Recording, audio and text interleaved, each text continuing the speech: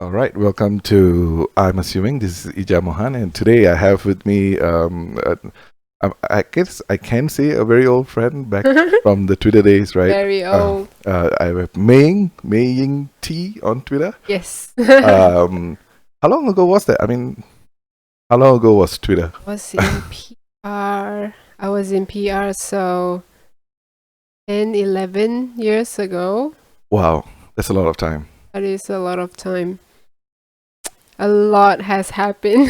Yeah, I mean, I think I think I'll put it out there that like even right before I clicked record, we like spent almost 2 hours talking, Yeah. and probably most of the things that we went over should have been on the podcast. Yeah. So Good content. yeah, I mean, I'm gonna I'll see whether I can revisit and see whether we can touch points to. Yeah. I think because some of the things were very relevant, especially I think we spent some time talking about Twitter. Can I say 1.0 or how Twitter was when it started? Yeah. Yeah. And Yeah. I think I think Twitter was a lot friendlier Much. and And easier to get to know a new friend. yeah, I mean, Yeah. I don't know if currently people even mention Twitter. Is usually Facebook and Instagram, right? Nobody Yeah. actually goes out and says, "Follow me on Twitter," Yeah. or stuff like that, right? TikTok now. Follow me on TikTok. Okay, I should try. No, maybe not. I don't know, Maybe not. right? But I think I don't know whether you can explain it, but for Twitter, for me, like the experience on being on Facebook and whatnot, or even Instagram, compared to Twitter, was very different, right? Like, It was, yeah. and of course, at that point, I was running a restaurant. So I was kind of pimping Indian food. Yeah, yeah. And I think every day, right before lunchtime, I'll put some food pics out there. And of course, food always works. A lot of people start interacting, right? Yeah. But more than that, there was this sense of people wanting to meet up in person. Yeah, we do. We create host or Tweet yeah, ups, we have right? a We lot had of like all this, events, yeah. tweet ups, yeah. But why do you think that happened with Twitter and with no other platform since? Like not before it and not question. now, right? Yeah. I think with Facebook it's more like I'm post an update, an announcement, and then people comment about it. But then on Twitter we always have conversations, and the conversations are with multiple people, and people like to jump in, like you mentioned earlier when we were speaking, like Yeah. they're having a conversation with you, someone saw our conversation, decided to chime in, and then after discussion we're like, oh, let's go for teh tarik or something, and we do. For some reason we actually do go out and meet up. But why does that, or does it happen now and we just don't know it? Maybe. But you see, in Facebook, we only add people we already know. We don't add new we don't add new Okay, people we yeah. don't know. Yeah. They're friends. But with Twitter, I somehow got to know a lot of new people. Like we wouldn't have met Oh yeah. otherwise. And I can't even remember who was the one who introduced us, or which circle did we eventually Was it up it on Twitter or was it at a tweet up? either or. I can't tell. It's tough, really right? Can't tell. Yeah.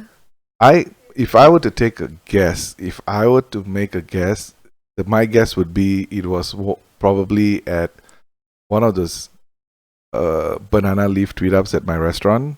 And No, I've actually never been to those. are you sure? Yeah. Because Adina came for one Yeah. with I think the usual suspects, Krill and Java and Yeah. the gang, and I think Adina was there. Of course, Adina brought like her own bag of brown rice to a banana leaf restaurant, and Yes, it was yes. almost like drugs, right? She was Yes. like taking it out of a bag, and I'm like, "What is that?" It's like I rice. I'm remember like, we have those rice. days. Yeah. She bought it everywhere. Her Yeah. own brown rice. Yeah. Yeah. So, I think that was the first time I met Adina. Right. Okay. And probably from there, either tweet ups or blah blah blah. Because you guys were friends, or you guys We also were met on Twitter. We met on Twitter. Tweet Amazing. up. I met her also at a restaurant. We had a tweet up at a local. Was it Nyonya Food in PJ? Nonya food. in Nyonya PJ. Food in PJ. Yeah. Okay. I mean, I know there was a lot of meetups at Sid's, but that was a Yeah. bit later on. I don't know whether it's the early I days think as well. when we started hanging out at Seeds, we already knew each other Yeah. on Twitter. Then we go to Seeds, but otherwise, there's always someone organizing, and then it's fun because then you go there, you only know 2 people, and then the rest are new, and then you have new friends on Twitter. No, I think Twitter is it's very fascinating for me because I think it's very easy. I think I mentioned to you as well is that it's so easy to very nonchalantly say, "Oh, you're online friends," right? Yeah. But the amount of people I've met on Twitter who are still my friends to this day is, for me, is like I'm like very fascinated by it. Yeah, That, you know, I agree. and I would dare say these are people from all walks of life. You know, from people who have too much money, Yeah. to college kids who are just starting out, right? And Yeah. CEOs of like, Oh, yeah. I remembered one of them was CEO of a cinema. wow. Like, how do you And know very someone like approachable. that? Yeah. And I don't know whether it was just the platform of Twitter being so new here in Malaysia that everybody was kind of experimenting, and so if Yeah. you say hi to somebody else, they're a lot more receptive because it's new. Because Yeah. oh, cool, somebody messaged me on Twitter and whatnot. Yeah. But everybody was very, I think, open to conversations. You could literally talk to a stranger and they would respond. Yeah. And I think that was addictive to a certain extent. Like you would Very want much to. so. You like kind of, oh, this new person, and then you realize that they have some interesting things to say, and then the weekend rolls along and you're like, oh, there's a tweet up. Yeah. You know, I find every excuse to have tweet ups. Yeah, and you know, I think the weirdest story I have, I don't know whether, I don't know weird is the word, but the oddest one is, I think on Twitter I was just one of those days where I was like, I went to a restaurant alone. So after meeting, so I just wanted to have some nasi goreng, my default comfort food, and I just tweeted like, oh, I'm here at this side, I think bistro in Kelana Jaya, which is no longer there. I just tweeted that, right? It was just like, oh, here enjoying the food, blah blah. And out of the blue, this guy, maybe 10 minutes later, turned up and at the table, and he's just like, hey man. And I've met him once before. Yeah. He is on Twitter. He passed away. So. Oh, okay. But he turned up and he just sat down at my table in front of me, and I'm like, oh, that's weird. Like, hey man, what's up? How are you? They're talking like, hey, what are you doing here? It's like, he's like, yeah, I saw your tweet that you're here. So it's like a tweet up for the two of us. And for a second, I was like, what? That's so weird. Yeah. And then I was thinking like, but there's nothing wrong. Like, yeah, I said I was here having nasi goreng. I was alone. I'm not doing anything better. Yeah. And I kind of had fun talking to him. Like, he Yeah. just dropped by. So I think that was an example of how open that space, you know, where you feel like you know someone just because you're friends with them on Twitter, right? Yeah. And I thought that was like, well, that's how open this thing is, that they are so comfortable to like, oh, Ija is there, so I'm just gonna go there, whether Ija knows it or not.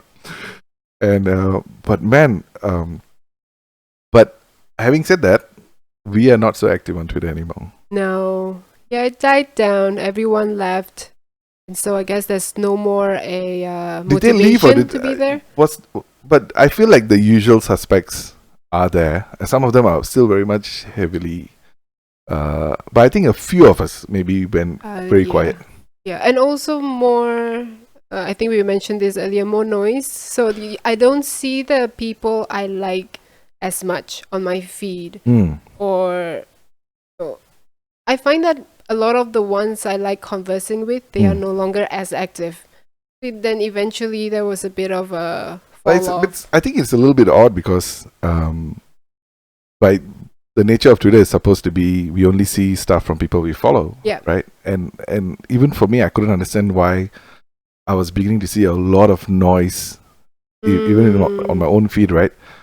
Of course, there are probably external distractions, you know, dating and having a girlfriend and you know, those kind of stuff that distracts you, or at least distracts me from being as active on Twitter. But you know, I would venture to say, and maybe this is a little bit of a controversial thought, but it just came to me. I would venture to say that maybe Twitter, I stopped being less active on Twitter because there's also a lot of controversy, right? In the sense that, we had some like huge tweet ups like the October Tweet Fest and stuff like that.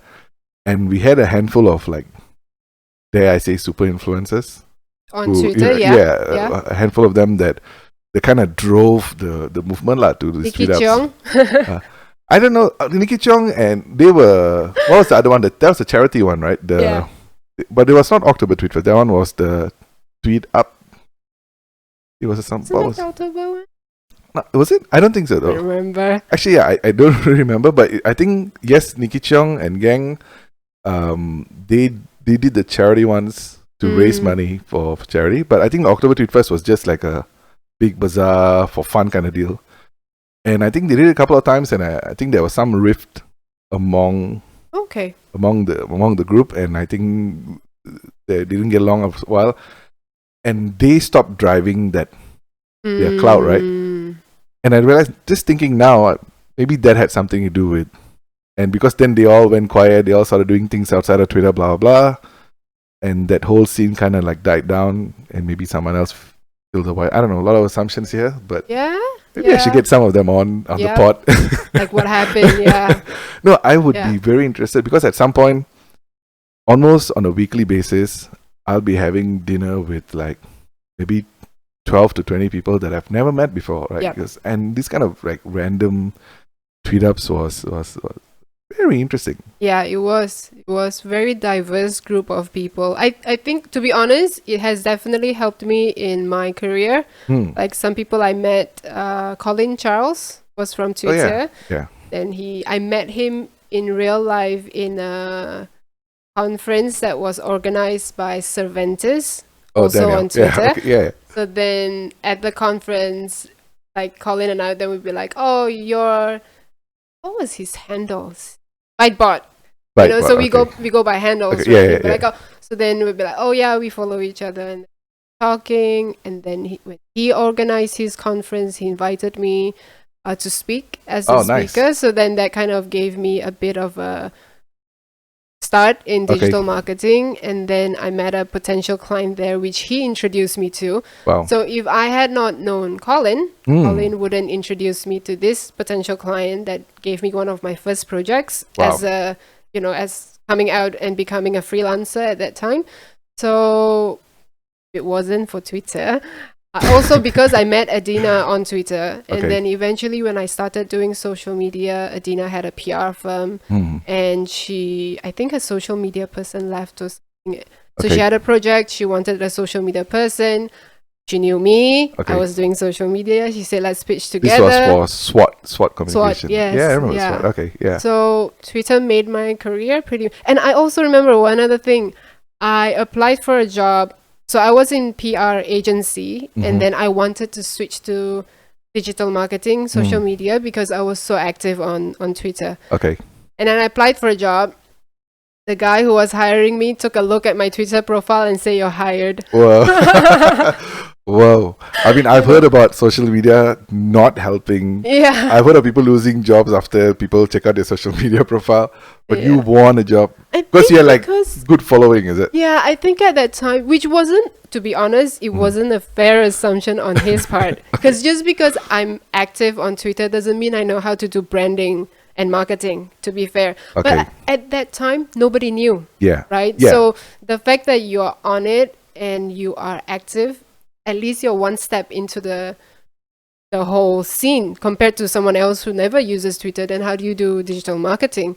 So it was so new at that time, and I was following all the American gurus at that time, the Ogilvy's and stuff. They were active already on social media, so it was so easy for me to get a job because I had an active Twitter profile. I know, actually, if Twitter was a person, they would be one of my best friends. Oh, I say that maybe back then. I say that because, you say like, from your career, like for me, many of my friends who I keep in touch with till to this day, I've met on Twitter.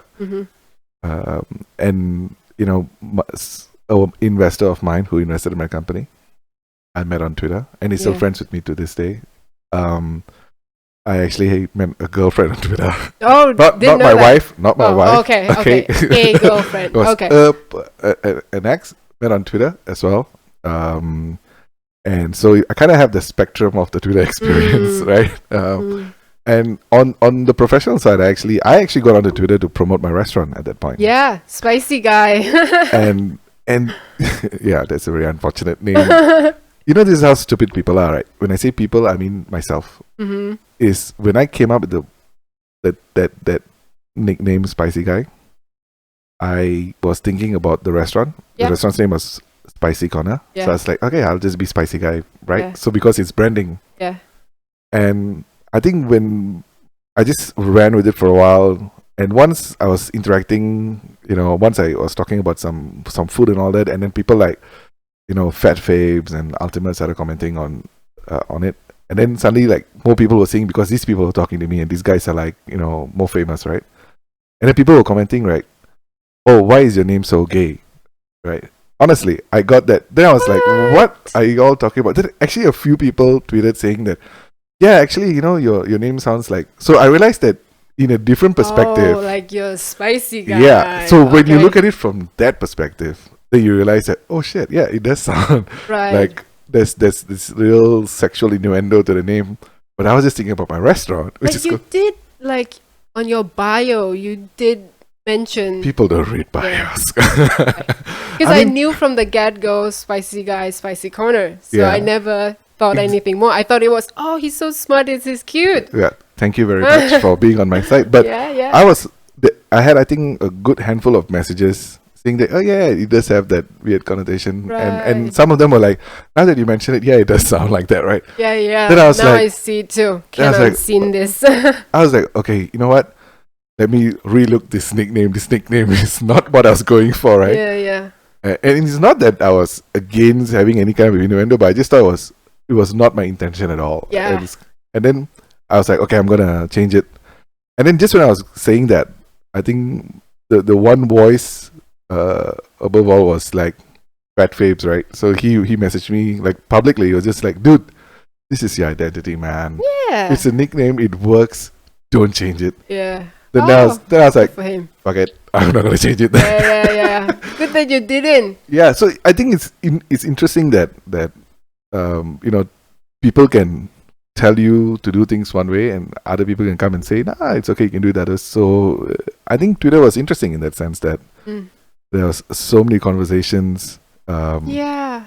And I enjoyed the exchange of opinions. yeah, so I think Jumping in. probably that's one of the bigger changes that I think a lot of people stop interacting so much is, I think back then when we tweeted, it was not an announcement. It was more like you're talking or saying something and looking for some kind of feedback, and you kind of left it open for somebody to come in and say something and kind of interact with you.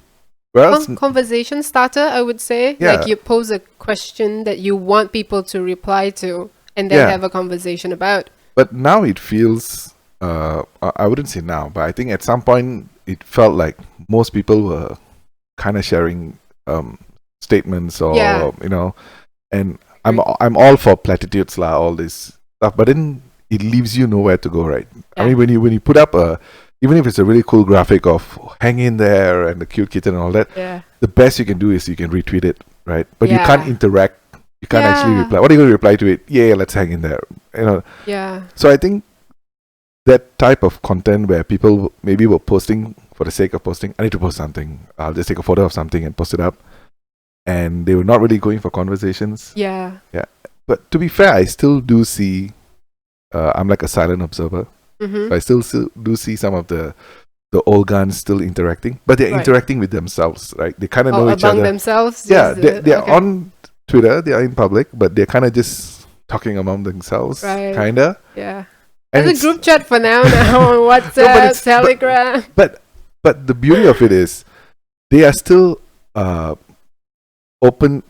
I think that it is still an open group in the sense that if somebody new comes in and says something, they get sucked into the conversation and suddenly they are part of it as well. So I think that's the beauty of Twitter, where it allows other people to come in, and if as long as you're not a super freakazoid freaking everybody out, I think everybody's cool with you, right?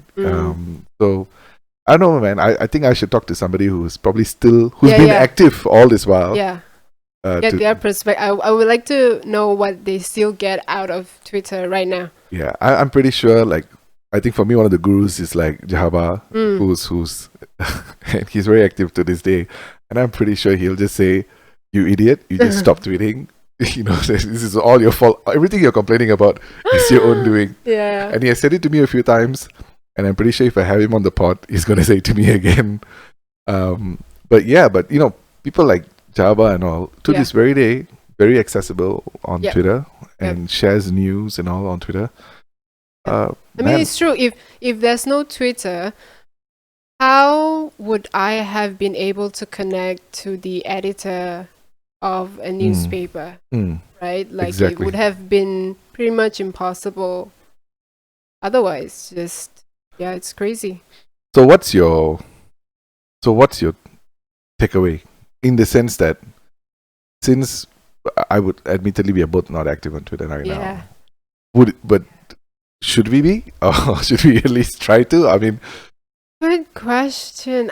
It still works for some people, I think. You think so? And because I follow a lot of digital marketing news, there are still a lot of conversations and articles about how to win in Twitter. So some people are still winning. Do you still check your Twitter account? See, this is a funny thing. I don't. Okay. But I listen to BFM. So sometimes when BFM asks like for your opinion, okay, I would like to share my opinion. Okay. I would go to Twitter and I only tweet them. So you're like your Twitter feed is just you tweeting BFM. Probably, yeah. I should take a look, but I think I can recall the last few times was just that. And so when I'm in it, then I just scroll for a bit to see what's going on. And then it still didn't draw me in. It didn't make me feel like I should come back more often. At one point, what I did was I tried to automate content. So it's more like you said, I'm publishing, like it's a one-way conversation. The reason I did that was because it was just something that one of the articles was promoting, like this is how you grow your business. You want to build a personal branding around this topic. So I wanted to talk more about certain topics. So I did an automation thing. So I scheduled posts on Twitter, and it did bring about followers, but then nothing happened. Like last time when we were active, every time you have a new follower, it's a new conversation. It's a new person you know, and then or new person somebody else introduced. It was just so different. This one is just, I don't know who this person is. I don't know what this person wants from me by following, and then I just stopped altogether. But also the early days of Twitter, I don't know whether we had the same experience, or like the early days of Twitter were people, and when any type of brands or companies started coming onto Twitter, I think it was like, for me, it was like, oh, really cool. Like, it felt like, oh, there's a brand on Twitter, and suddenly you could interact with certain brands. Remember? Yeah, I think it was, and DG actually organized like a decent size tweet up where we go tour the office and all that. I think it was Azizi at that point. I don't remember. I remembered we did a tweet up in a club on New Year. I don't know if you were there. Me and Christopher talk. We organized one in I know I came for Zita the Bar. I don't know, maybe it's all a blur. You're talking 11 years ago. Yeah. No, maybe not Zita Bar. Maybe not Zita Bar. So but I've been for the Chinese New Year. Chinese New Year. But I remember the Zita Bar was because we invited, because Starbucks at that time, Starbucks and DG sort of jumped into our conversation and were like, you're invited to come. Okay. And they did. So we kind of met the people who were handling the handles on Twitter for them. So for Starbucks, it was one lady. For DG, we had one guy and one lady who attended. We had their face there. No, actually, I must commend DG was one of those brands that kind of came in early. Credit to their team. Very early. And I think and they're not there for like marketing and customer service. It was more just conversational. I think but I think they also were running some experiments because Yeah. like Azizi was one of the guys running the digital, Mm. but I think he's not even in Malaysia now. I think he's working somewhere abroad. Really nice guy. I haven't spoken to him the longest time. But he was doing, I think he did one really interesting experiment where he used Twitter influencers to and released I think a new Digi plan. I think it was a device plan, something that they were launching for the first time. Mhm.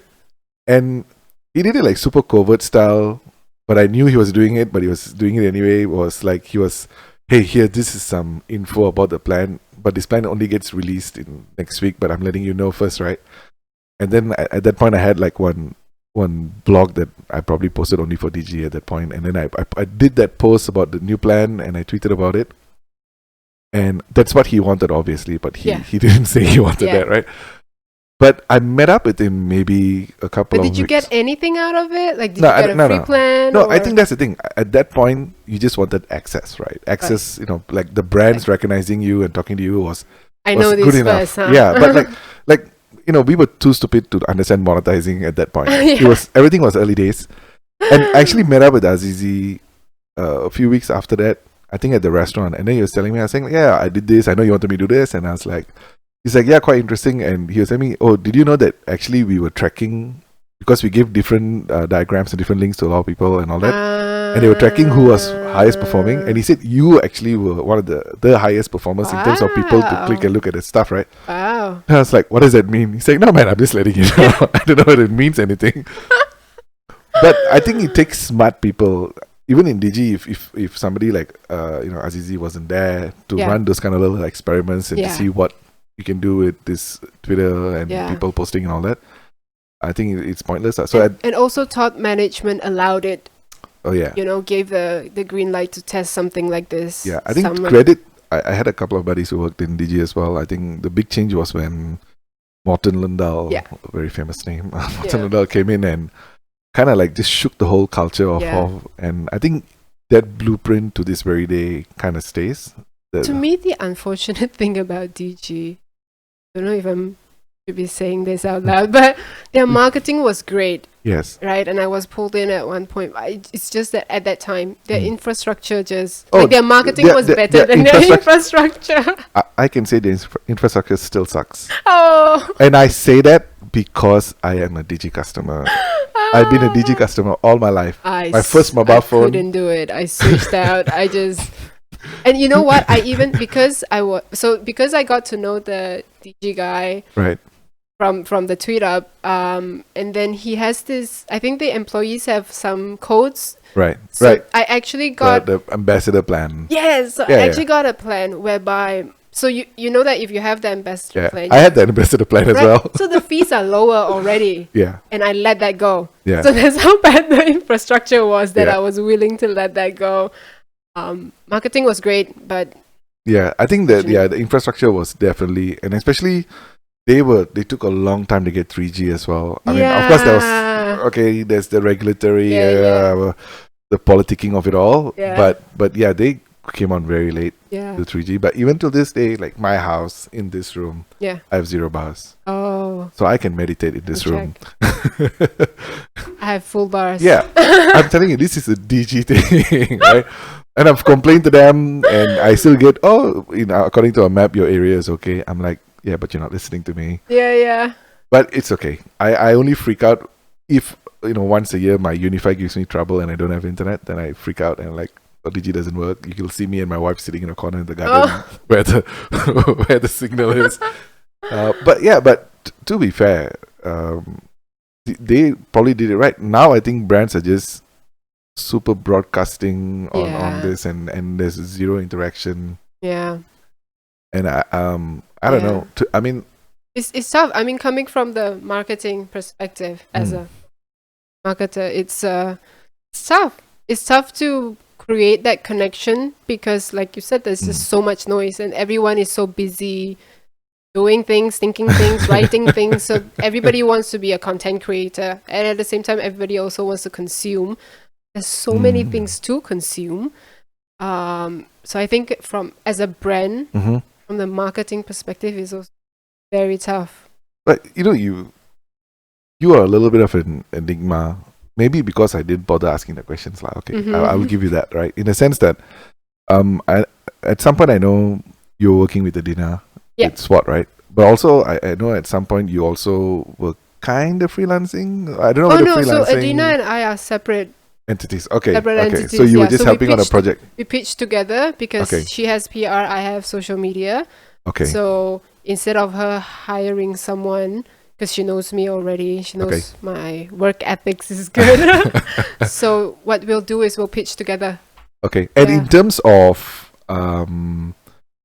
of why I say Enigma is, I probably never had that conversation to understand what exactly or how you're operating, right? I knew Right. that you were working on social media. Yeah. I know you worked on some big brands, but I had Yeah. no idea whether you were hiding in a Starbucks doing it all by yourself or you had like army of Yeah. minions working. I had no idea, and I don't know why I Right. never asked. But I think it People definitely were piqued my, assuming.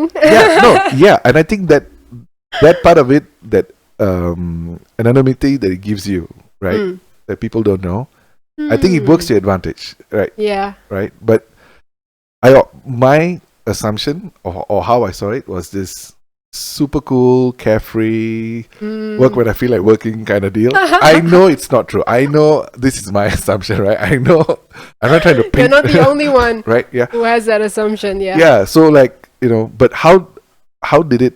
If I'm okay, so I guess if more people are making the assumptions, okay, Yes. so I wasn't so far off the base. But why do you think people have that assumption? Good question.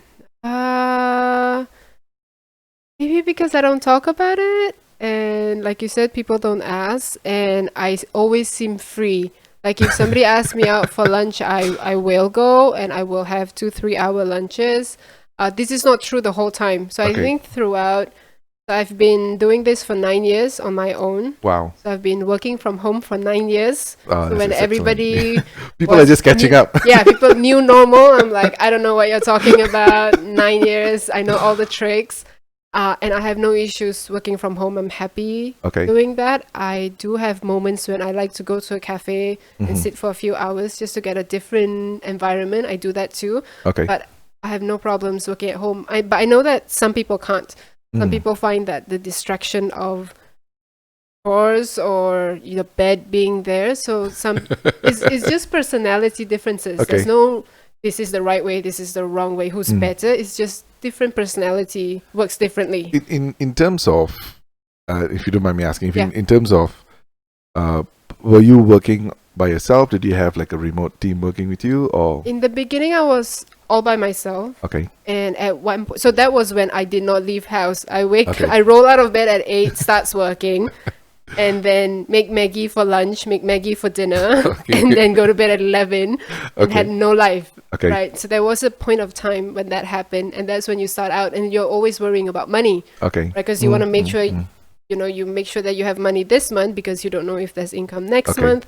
But at this that kind of point, when thing. you started, were you living on your own with your parents? So I was very lucky. I rented a room for only 400 ringgit Oh, in that's not bad. Bangsa. Oh, that's well, you got a deal. Yeah, in a Okay. landed. Did you end up landed marrying place. this person then? No, Is that it's a, cheaper? Just kidding. it's a lady. Just kidding. So just kidding. yeah, so she was staying alone, so she had a Mm. room, and I think I would honestly, like, if there's any advice I could give anyone, if you're starting out, just keep your costs low.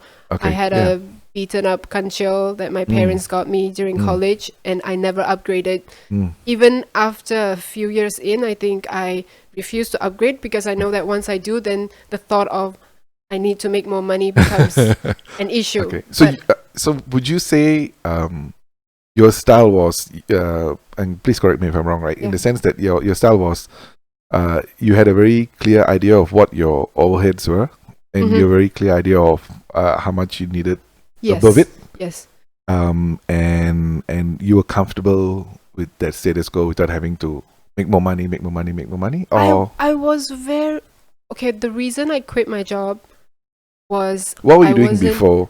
When you Oh, say you same quit? thing. So I was doing social media marketing, but for an agency, Okay. right? Okay. And then I realized that I was drafting the proposal. I was Mhm. going for the pitches, and if Mhm. we have won the pitches, I was the one doing the work. Okay. So then, why can't I just do it myself? Can I ask you something? Yeah. and I'm not trying to get you in trouble, okay? No. But do you think that you were doing all of that because you had like a bad boss who made you do all that? No. It was, I mean, my boss was helping as well with throughout the entire stage proposal and all that. I had a great boss. I love them to bits, and we still keep in touch. Like we still talk. Good relationship. You won't get in trouble if you tell. No, unfortunately, yeah, I don't know. But anyways, I'd openly talk about this. Yeah. So there's I actually have 5 different bosses. Okay. I'm good with 4 of them. Okay. The other one I wouldn't say I'm not good with. It's just that I think we don't really see eye to eye. And I would say he's the catalyst of why I quit the job. Okay. So I was under a different boss. They transferred me to him for a few months. And then I started to realize I'm not happy. Is it because it's different account directors, or I mean, it's weird to have like 5 bosses? Yeah, they do different things. So one is account, one do like technical, one is creative. So I don't really work with them directly. So I was under one, and then I was moved to this other guy. So the reason there was a restructure was because maybe I shouldn't say names. So they got bought over by a much bigger agency. Okay, I hear you. And then, bought over by a much bigger agency. And then so a restructuring had to happen. Then first of all, they gave me a role I wasn't really interested in. And then I had to work with this new boss, which then we got into a bit of a tiff. And then what was the line was when Colin, that I mentioned earlier, Colin invited me to give a talk. And to give the talk, my boss asked me to take leave. And I was like, I'm giving a talk about social media whereby my designation would mention that I work for this agency, which if it's published to the it's a corporate conference. So that all these people from the Malaysian corporate would see it. You're representing the company. So why would you good PR for the company, I imagine. And this is not like you asked me to go. I found this opportunity myself through my own networking. And so I just thought, this doesn't make sense. It seems like, I don't understand. It seems like they just... It's a win-win. I don't see why they wouldn't allow it unless he just doesn't like you, or for whatever reason. And but it's stupid though to ask you to take a day off to go and represent the company and promote social media and how kick-ass the company is essentially for hiring you, right? So my local manager, like the manager I sort of work under, so there's like a team manager and then there's a boss, right? So even he was like, so sorry, there's nothing I can do, but you would have to apply for this. So I did apply, but then that also made me feel like I don't want to work here anymore, because you're not supportive of my growth. And by me taking a day off doing this, it's good for the company as well. Oh, but it's also it's one thing not to support your growth, but also it's kind of like brushing off or dismissing that, actually to get any kind of team member to go and speak at a conference to represent is a big deal. Not everybody gets invited, exactly, right? So I think, that's an achievement. I mean, we can debate whether you felt it was an achievement or not. That's a different story, but it's a good thing. And it's just being dismissed like, oh, whatever, you want to go, you take a day off. And I think that doesn't make any sense. That was quite sad. And I think it's funny that, I don't know what your thoughts on this. I also find that, you could have like one bad apple or egg like this that makes some stupid decision, right? But there were other people in the company who probably should have said something. It does not have to be confrontational, but should have advised otherwise. I don't think they knew, and I didn't bring it up. It's so sad because they lost humor, right? Oh yeah, and they could have made it. I mean, in the sense that. But that's not like the only reason as well. I understand. So I see. So one of the other things I wanted to be sure about was to work with clients I like, because even before this agency, I was in PR agency. Who you work with, essentially. So being in agency, like you can ask anyone, it's no fun, and I just don't want to work with a client whereby I always have to defend myself, because sometimes it felt that way when you're in an agency. Really? Like how do you mean? Like they don't trust you with the right strategy or the content?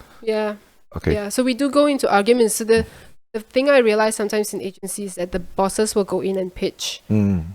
Get it? So the bosses on agency side and the boss on the client side are friends. Because not all the time. But yeah, as in but usually they pitch and then they agree. So Okay. these two agree.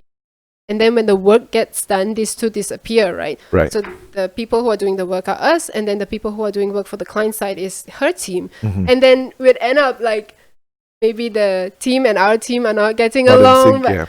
I can imagine. so one of the things I wanted to be clear about is to do the work I like and to work with people I like. And so that was So when you were working with the agency, you were already living on your own, yes. and so so then that was a big kind of decision to decide to kind of. Yeah. So at this point, would you consider yourself freelancing, or did you have plans It when you was started out? Very interesting. When I first started out, I would consider freelancing, but then I think 1 or 2 months in, one of my ex-colleague actually from the agency in Singapore introduced me to another client, and this is a big name brand, small team, but they are an American company. So they're very strict in the sense that they cannot hire a freelancer. Okay, I have to have a registered company. All right. And so then I thought about it, and then I looked it up.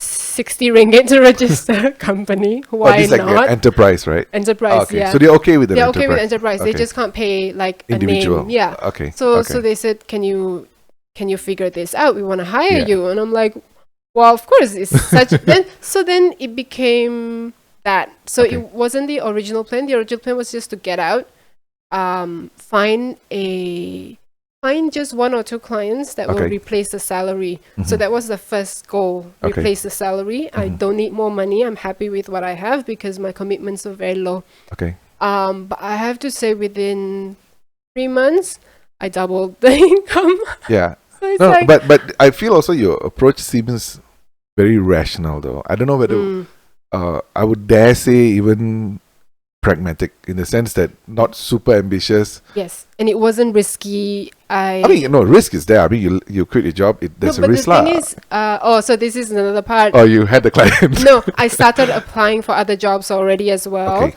Okay. And I kind of gotten, I wouldn't say I've gotten an offer, but I've gotten quite a clear indication that yeah, you that I probably would can get a it. job if you. And also there were like 3, I wouldn't say offers, but 3 people I was speaking to. Okay. So, and we must remember this is back when social media was so new. Yeah. So few people available for the roles. So what I gave myself was 3 months. Okay. And I had this conversation with my mother. 3 months, if I cannot, make enough to sustain myself in 3 months, then I'll look for a full-time job. Wow. There's no risk, right? It's just see how it No, goes. you say that. I mean, you have accepted that it is low risk or no risk for yourself. Yeah. But for many people, the reality of going out there in the big bad world is like very risky, and that's why most true. people don't want to do it. Not everybody wants to do it. Yeah. But some people who want to do it tend to stay away because of the risk involved, and there is risk. I mean, But that's why you need to keep the commitment very low. You need to be okay with like driving a beaten up Kanchil.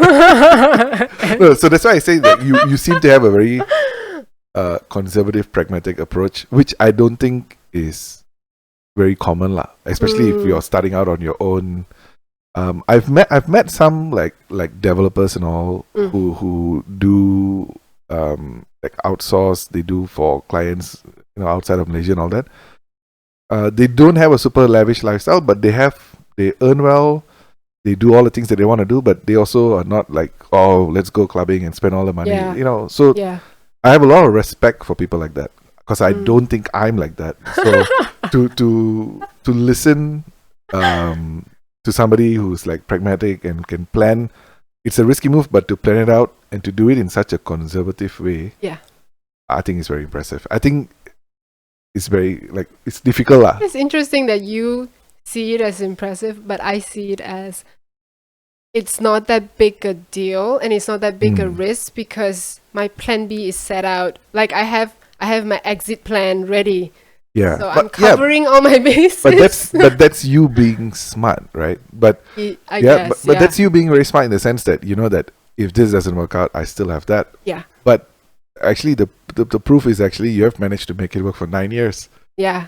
right? And work well, right? So in that sense, you were not really relying on your plan B. You were working on your plan A, and your Yes. plan A worked out. Yeah.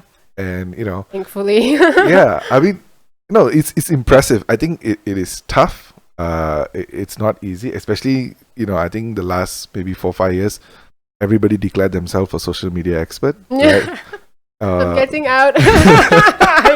I don't want to fight this fight anymore. No, when we were hiring digital marketing people, and we are hiring and are doing some interviews and all that. So like people have very little experience, like few months here, few months there, and they are demanding salary 5K, 6K. I was like, Wow.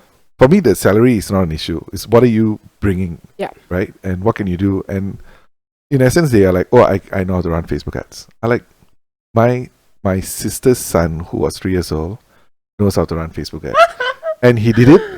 Of course, by accident, he was Yeah. playing my sister's phone and decided to just click boost on a few Oh posts. no. And my sister's like, why am I getting SMS saying I'm getting charged? And then my sister realized he had happily spent 30 ringgit Oh, on that's so boosting some of her sweet. like private personal posts, right? So literally a 3-year-old can do Yeah. boosted posts. So, and I think the people don't appreciate enough how deep and complex digital marketing can Yeah. be. I'm not saying Yeah. everybody runs a deep complex plan, Yeah. but there's so much data in there. Yeah. Just knowing what to look at and what to ignore. Yeah. But everybody's a digital marketing expert. And I think that is for me, that's the scary part where everybody says they can do it. Yeah. And I think there's a lot of overlap between, like to say content, their copywriting, but they also kind of overlap and say digital marketing because they're copywriting for a Facebook post. Right. But I think that the digital marketing beast is a lot more. Yeah. A lot of different compartments. Yeah. You gotta strategize and then execute. Yeah. So just because you know how to execute doesn't mean you know how to strategize. And I think that's where people are missing the connection. And there's so many aspects of it. So to be doing this for 9 years, man, you would have to like weather a lot of stupidity as well. This is interesting to share. So the landscape definitely changed, and I've discussed this with a few friends in the industry, and we all pretty much agree that this is the trend. Right. So in the beginning, when I first started, social media was so new. All the hiring people who were hiring us, the clients, they don't know anything. Right. So they trust us completely. Yeah. Right. So we'd be like coming up with this idea, that idea, and you know, and they'd be just okay. Everything is, they trust us because they don't know any better. Right.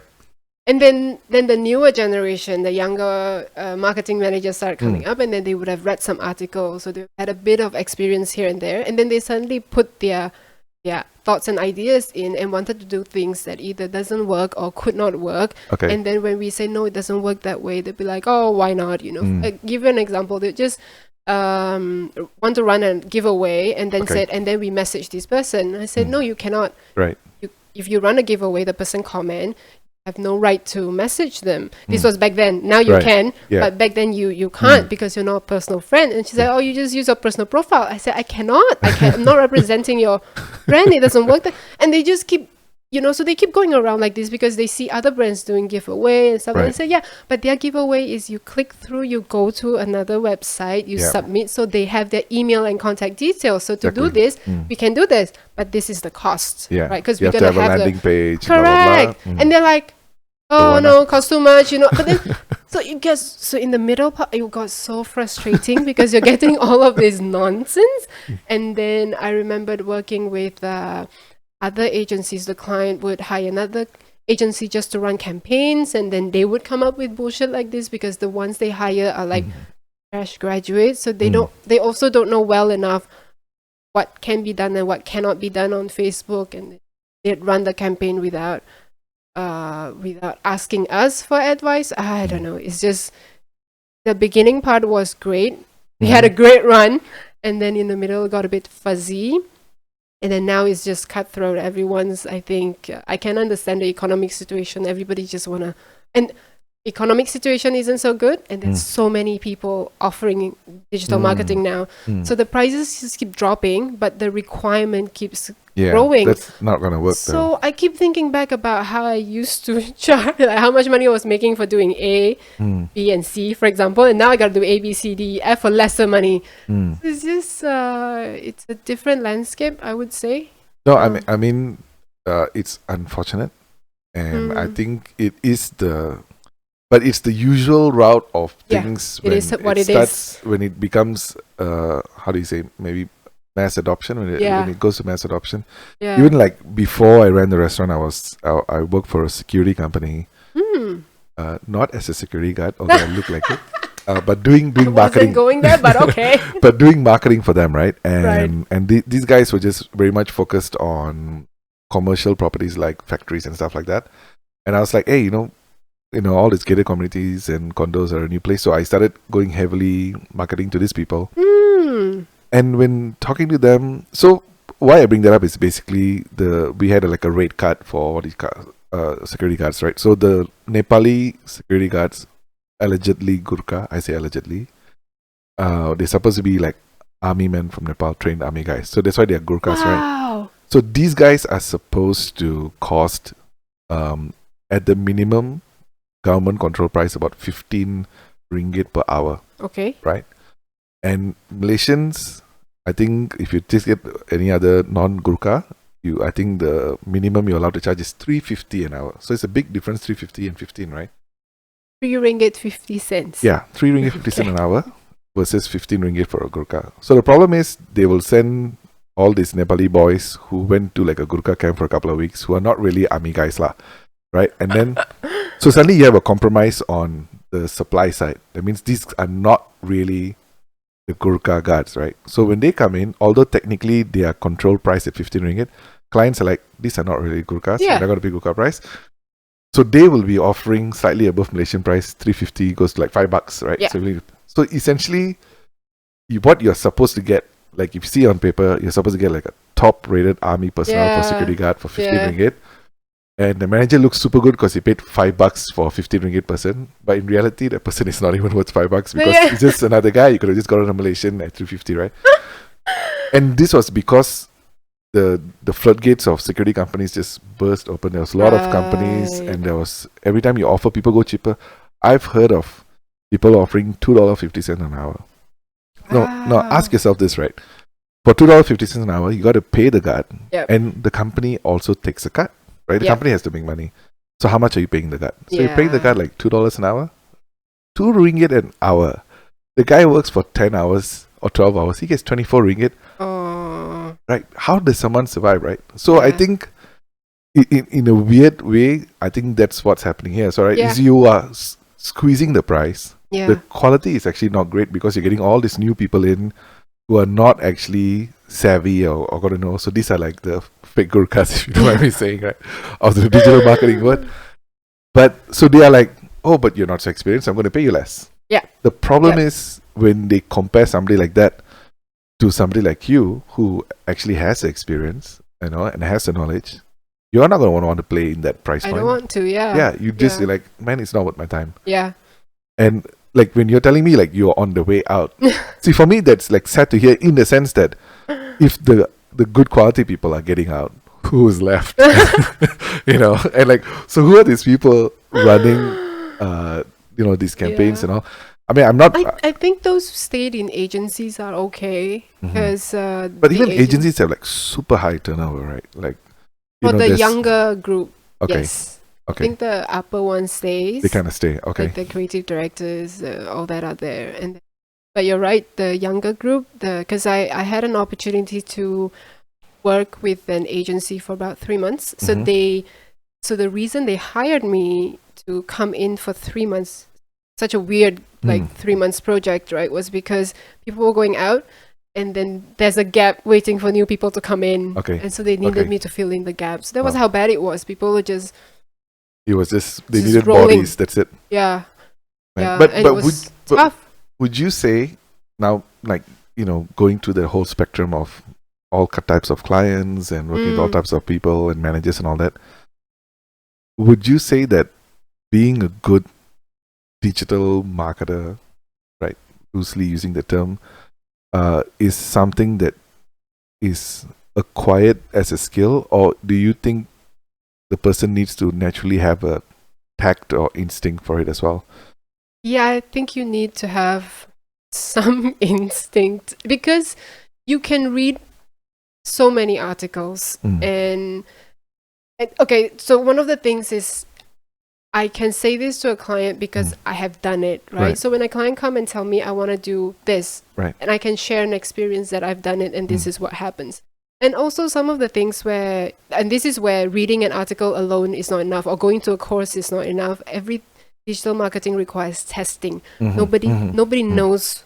Nobody can come and tell you, I will make your content viral. You know, it's just not bullshit, possible. Yeah, it's just not possible. And so even if people can say, you know, sometimes they will share an article that says, oh, we looked through 100 videos and this is the what makes a content viral. Sure, then you have sort of like a template and a guideline, but it still doesn't guarantee success. And so we've done before campaigns, like campaigns for client A, and it went so successful. We were so happy. So many people joined the giveaways or the contest or whatever. And then we replicated for client B and it flopped, right? So then I tried to explain to client, but my clients, these are the earlier ones, they are so amazing because they also understand that everyone's trying, everyone's testing. And I always tell them that, don't know if this will work, give it a try. If it doesn't work, cut it short. You know, don't spend so much money, don't spend so much ads, and everybody's happy with that.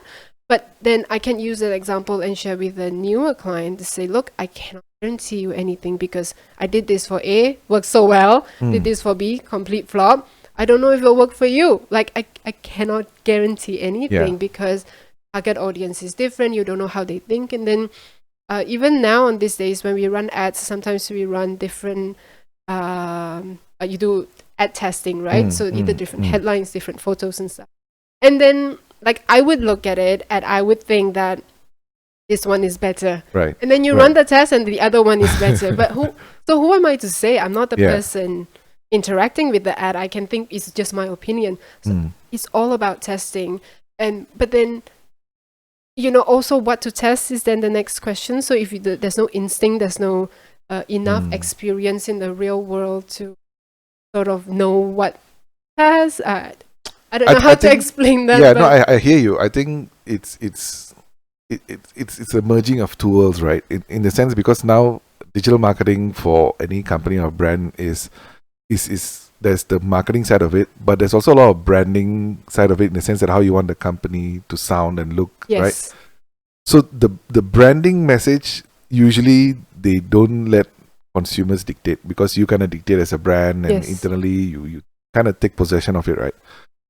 But I think that's where maybe a lot of people struggle with. I've struggled personally as well because you want to make your marketing messages in line with your brand. So you try to control it like you're controlling your branding, right? But so you think you are the expert, but the market does not resonate the same way because they resonate to different things which you don't know yet what it is, right? Until you run tests. Yeah. And I think there's a level of ego that needs to be separated from the branding aspect of it versus the marketing aspect of it. And I think it's very tougher because if you are a marketing exec in any big brand, to be told that you don't know what's the right thing is hurts your ego, right? And to be told that about from an external party is even worse, right? Yeah. And I think it's just, I don't know, maybe it needs more education, but how much more education can you get? Digital marketing, I don't know. I feel like it's peak digital marketing. In fact, it's over digital marketing now. Yeah. I think, even there's so many courses online as well that it's I am so overwhelmed by all these courses and all that. Right? That even like for this podcast, I'm doing this insane thing where I'm not sharing it. I've like you're the sixth person I'm doing on the podcast. Right? I'm only giving the link to the podcast to the person who did the podcast. Right. So I've shared it to 6 people. Right. And maybe some friends to get their feedback and all that. Yeah. It's not been on my Facebook. It's not been on my Twitter or LinkedIn, nowhere. And some insane part of me is like, there's too much noise out there, man. Are you just going to create more noise? Are you just going to go out there and just share and look at me, look at my podcast? And I can't get myself to go. Yeah. Okay. So in the sense that, like, is there a reverse way to do this? Is there a way to not promote yourself but still have it, have people pick it up? And like, how will people find you? Yeah. And I know my wife is like, who's going to know what to search for and to look for the podcast? And she makes me look like an idiot. But she's absolutely right. Yeah. But I'm deeply conflicted in the sense that, why is it okay when you started out with Spicy Guy to promote the restaurant? no, I mean, I think this is fatigue in the sense that... Okay, so this is specifically because there's too much content. Yeah. And you're creating more content. This is just a personal opinion of an idiot who doesn't know what he's talking about.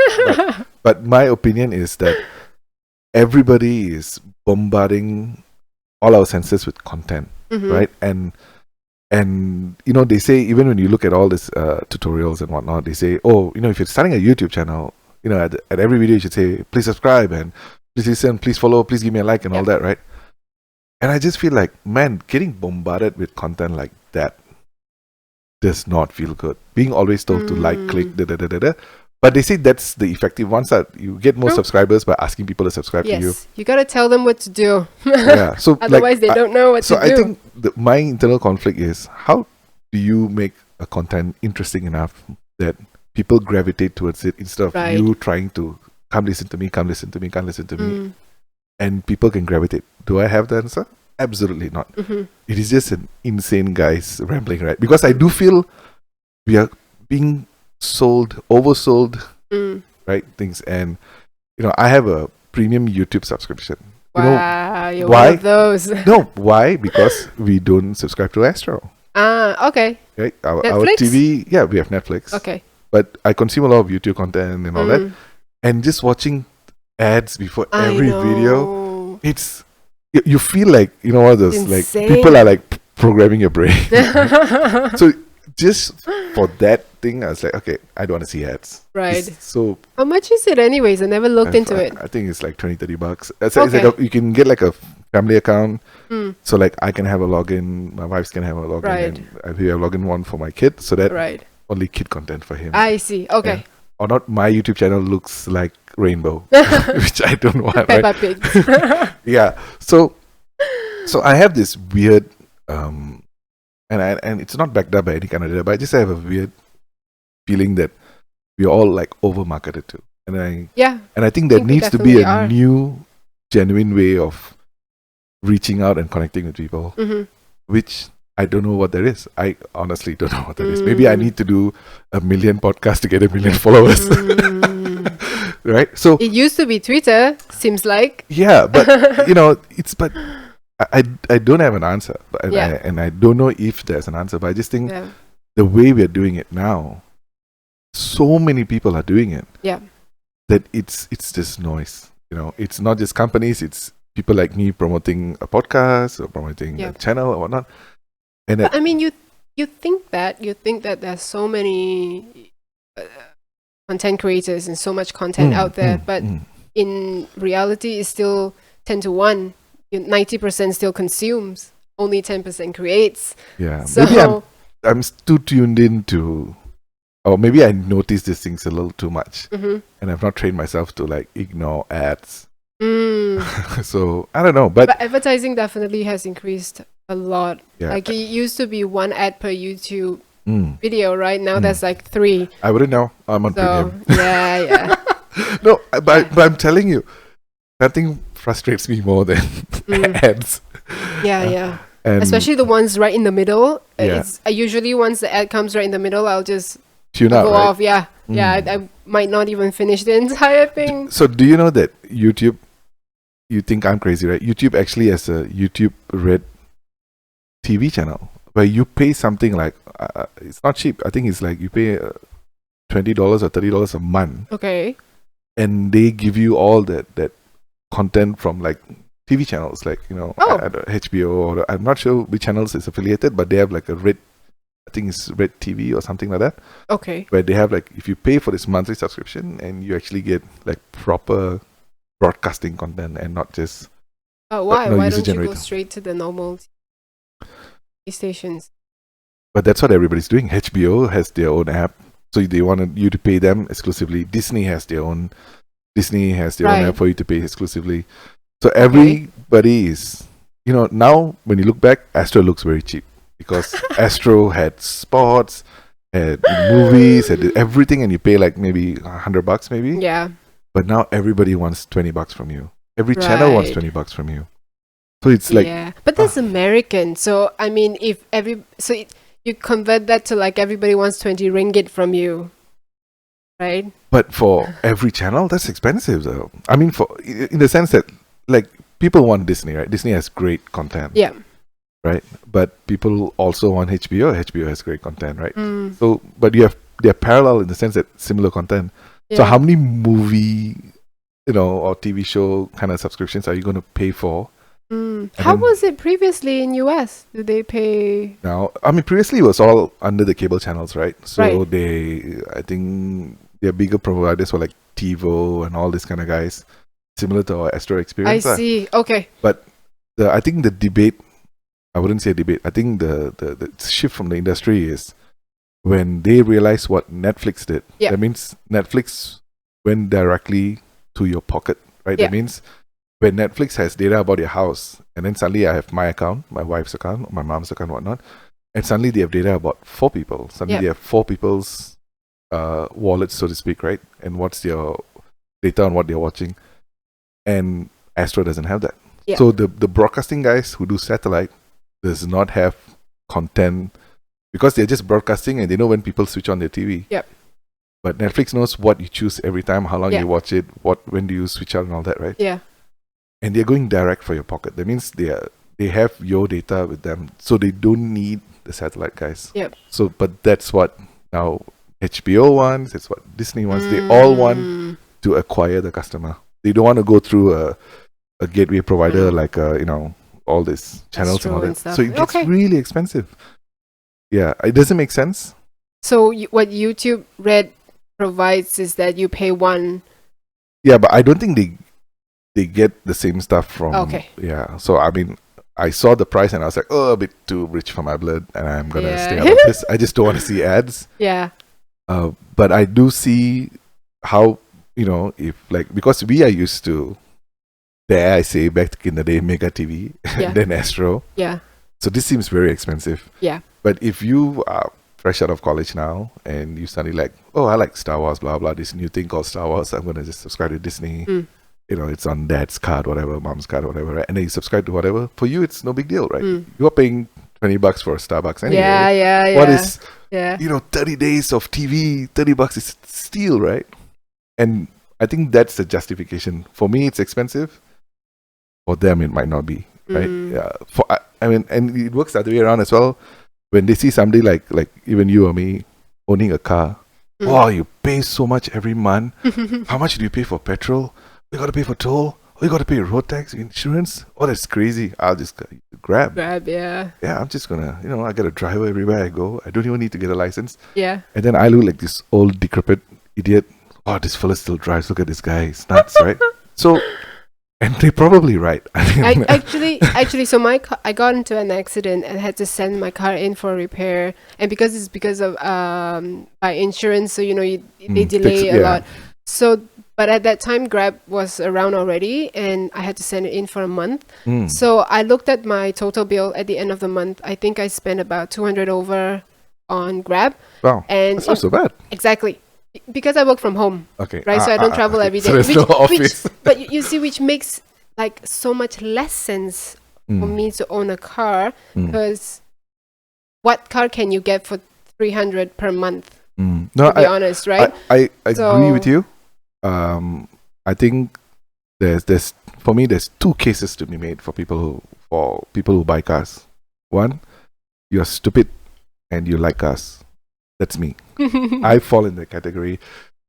You have passion for cars. I love cars, right? I am not obsessed. Stupid, passion. Yeah, there's stupidity in there. I'm not. I cannot give myself a free pass, right? So my wife's an auditor, so she will not, QC. There is stupidity and ignorance in that, but it's what you like. Yeah. It's and What you work so hard for? yeah, If not to the enjoy more life. money I have, I'll have more cars. I've told my wife that, no, we'll probably have more cars than houses, and she's like, "What do you mean?" I'm like, "The ratio will be ridiculous. If you're not cool with it, I'll start hiding cars." Is what I tell her. Of course, I'm not even close to being there, but I know how my preference is in terms of, right. So there are the stupid people who like cars, Mm. and there are also stupid people who are impatient. Mhm. Who I'm also the same person, right? So I suffer from this also, in the sense that I can't call a Grab and wait 10 minutes for a Grab to arrive. I see. In the sense that I tried that for a while, like going for meetings, especially in the city. Parking is a bit of a Yeah. chaos, but especially when I leave a meeting, Yeah. I come out of a client's place meeting and I'm just waiting for a Grab. At the Yeah. time it was Uber. I had Uber Black. I got a lot of promo codes, so it was super cheap. Right. Oh, And I was like, but you fancy. still like, I was like, yeah, I'll go to a client's place in an Alphard. It'd be nice, you know. I can park the Proton Waja at home, go in an Alphard. And then you realize that, oh, you got to wait like an idiot for 10 minutes, Yeah. you know. And I'm like, yeah, I don't like waiting. And I get really impatient. But you have like a phone in your pocket. You could check emails. You could yeah, listen no, to a podcast. You are absolutely correct. Yeah. This is not a logical reason. Yeah, It's just I'm emotional. just impatient. And I Yeah. think that impatience transcends to, you know, like even like public transportation, waiting for bus. Taking the train into the city is the smart thing to do. And Yeah. I have friends who are smart, logical, who take the train, Yep. don't sit in a traffic jam, don't have to pay ridiculous parking. I still drive to the city whenever I have to go. So there's two parts of me that I am very familiar with, which I think is stupid. I can't explain it. Mm-hmm. But it's what stops me from using Grab. And I can't imagine using Grab simply for that very reason of, I can't just wait. Like, you know, my wife loves Grab. She's got a driving license, but it's spotless. She's never driven. What? I kid you not. Ever? Yeah. Her dad renews her license every 5 years. And it's like, hey, I renewed your license. Here you go. She doesn't drive. She's got me. She doesn't need to drive. But before you? She's a girl. She can get guys to pick her up, drop her off. She has a brother. Okay. She's got a dad. And then there's Grab and Uber. She has no love for anything with wheels, right? Which I don't know whether it's good or bad, but it's the deal that I got. To be fair, I don't like driving either. I drive because something you have to do to get from Okay. point A to point B, and our public transportation isn't that great. Like if you know, back when I was staying in Bangsa, I could actually walk to the LRT, or I drive my car to the LRT, park it there, and take it. I would. Right. But then now where I live in Ampang, you know, there's no such thing, and public transport not so good. But I don't like driving either. But it's just point A to point B. No, my hope in life is for less idiots like me to be around, so that there can be more responsible people taking buses and trains and Grab. So Yeah. the few dumb ijas can drive their stupid cars I on mean, the Grab is the roads. same, right? Like, it's still a car on the road Oh, no. driving one person from spot A to spot B. No, it's in the sense you're talking like from an environmental point of view. Yeah. No, I think it's very different. It's like, I think the sharing Less- economy makes yeah. a big difference, because like you see, if my car, I drop my son off in the morning, I drop my wife off in the morning, then I come home, right? Then Yeah. the car sits until I go out for a meeting. So it spends a good majority, 90% of its time sitting there, not Sure. doing anything. Same. Whereas Grab, that same car is doing multiple trips. Right. So that one car is being a lot more useful in terms of Okay. moving people around. lah. Okay, so you're So talking if about you're the seeing- production of a car. There Yeah, would so be less cars being output. produced. Yeah, no, I mean, I can't say about less cars being output, but Yeah. in the grand scheme of things, Yeah. if we all owned cars, Yeah. we would need a lot more cars Sure. to run. Whereas Yeah. if we all, and we removed all the ijas from the world, and we had sensible people all grabbing everywhere, we probably need 1/10 the cars that we have now on the road. And that, I Probably. think, by virtue, that kind of reduces all your carbon footprint from even production of the cars and blah blah blah. I think it's great. People would lose their jobs Ooh, producing cars. oh no, Elon Musk gets robots to do it all anyway. So no, but I want to show you. I do have this sensible side that sees the right way, but my stupid side is like, yeah, make sure other people go there. and do the right thing, and maybe you can be stupid for a little while longer. You know.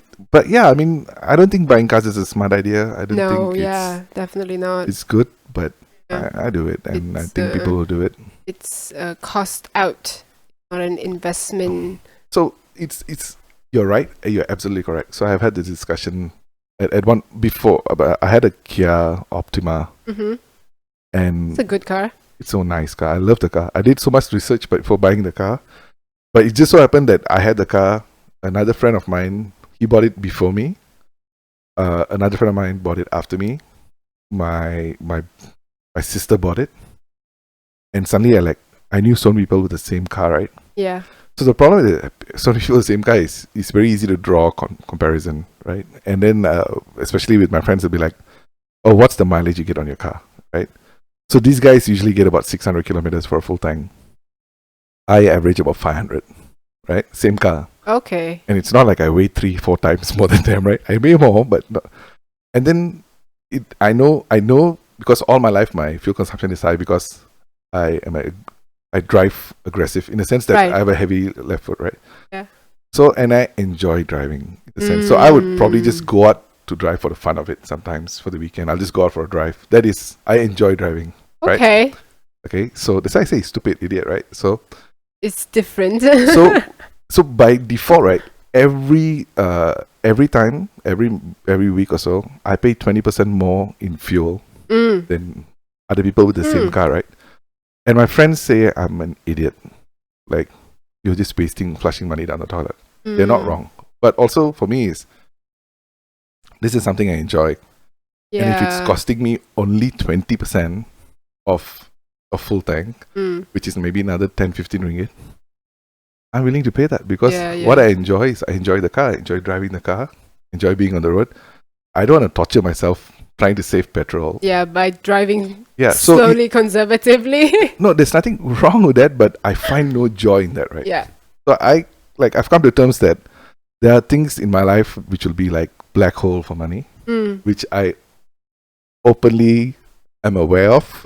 My wife is aware of as well. I say like these are pockets of black hole for money, but I do it because I enjoy it. Yep. And it's that tax that I'm willing to pay in the sense, right? And I think she's okay with it because she kind of gauges how much money goes into the black hole anyway. Yeah. So in the sense that I don't think we can go through life, everything cannot be about calculating money, because there are going to be things that we enjoy. But do you think that because you have this passion for cars, it makes you work harder to make the money to feed this passion? I think it also works that way. Like if you had no need for so much money, you probably wouldn't have pushed yourself so hard. Is it possible? I don't know. I think me and money is like we have a weird relationship with money. Like money is something that I don't think as much about that I probably should. I should probably spend a lot of time thinking about money. But I kind of get obsessed with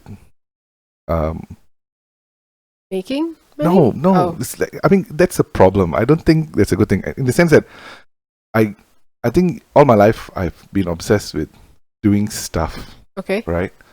And I've never been very good at putting a price tag on stuff. That means tomorrow if somebody says they want to hire me, I wouldn't know how much to pay myself.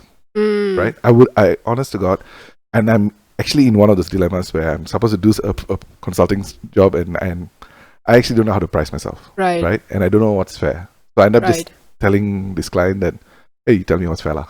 Right? And they're like, no, you tell me. Yeah. Right? So all my life, I think that's how I've kind of seen it. So it's I want to do stuff, whether I was studying one of those, the restaurant or the t-shirt business and all that. I always want to do stuff that I think will be fun, be interesting. Whatever that comes out of it, whether I take out a salary or whether there's some profit at the end of the month, whatever is there. But I don't pay close enough attention to it. So that's not the end goal. I don't know. I think you don't have a number as your end goal. Oh yeah, I mean the number is infinity, right? Everybody wants everything. But in the sense that, and I don't know whether it's the right thing or the wrong thing. I don't know whether I'm doing it right. If I were to compare my life from 15 years ago, from what it was, the state of my life, to where I am, I'm in a much better place, Mm-hmm. a lot better, and I'm very thankful for where I am from what I've been. But that in no way means that I'm in a comfortable place now, right? Sure. I am where I am. I have You're my challenges. grateful, but you want more. Yeah, no, it's not to say one more. I'm happy to be alive, right? I'm happy to Right. be able to enjoy all this. Do I want more? Absolutely. Mm. But for me, it's not about money. I think my wife will kill me hearing me say that, right? As a responsible provider, Yeah. not that we have a son. I think we want to say, oh, we want stability and all that. But I take a lot of risk. Until today, even my wife, like the things that I want to do, and if I believe in something or I'm passionate about something, I tend to just go out and do it. Right. And the consequences of it, whether it's financial or whatnot, sometimes it's not the priority for me to answer. So for me, Right. I hear your question in terms of does wanting more things push you to work harder? Yeah. I don't think I'm wired like that. Okay. And I don't know whether it's a good thing. Maybe it would be a good thing if I was, right? But I'm very driven on ideas and Yeah. like if I latch onto something, if I get obsessed and that's it, then it consumes me. Yep. But money not yet lah. I mean, I That's don't know good. lah. It's not good. It's a it's not good. It's a different type of stress. Yeah. I don't think we should look at it as is it good or bad, is it right or wrong. It is different for different people. Some people have a very complicated relationship with money. Somebody has a really traumatizing relationship with money. Yeah. So I don't know. I think a lot of people I know are very responsible with money. And for me, in my case, it looks responsible when things work out. It looks irresponsible when things don't work out, right? Okay. So it's very, I would say it's on a bit of a roll of a dice, like, because I'm always taking these little risks, whether it's starting new things or trying out something. And sometimes it works out well. Yep. Sometimes it doesn't work out so well. So when it works out well, wow, well done. If not, it's like, oh, this guy is an idiot. But I don't think I don't think other than cars. I say cars, but it's just a car. I mean, I wish to have cars, right? But I don't think I have like other vices that where money runs away. That's good. Keep it to one. Yeah, I mean, boys and toys as every little thing. I get more excited seeing like a firing it item on Lazada that I've always wanted to get. Then sometimes it's just like, oh, I gotta get this. It's gonna help me do that. And so big boys and toys. Unfortunately, a stereotype that's very true. Yeah. But I actually wanted to something you mentioned earlier is the fact that you've actually been working from home all this while, right? Yes. For like 9 years, Yes. right? But you recently got married. Yes. So how is working from home with another human being in there? Spouse. Yeah. It was okay for us actually. We're doing pretty well. We both work from the dining table now. Okay. And did he used to work from home as well before? No. So he goes to an office full time. So this is a first time for him to work from home, to actually see how it is for me. He used to always make fun of me. He says, I know you're watching Netflix when I'm not home. Right? He thinks I'm just, because sometimes I do say things like, I'm going to go out lunch with so-and-so. And can I say something? Yeah. And to his defense, all men / husbands are joking idiots. And I say that because the very thing that you said he says, I say to my wife.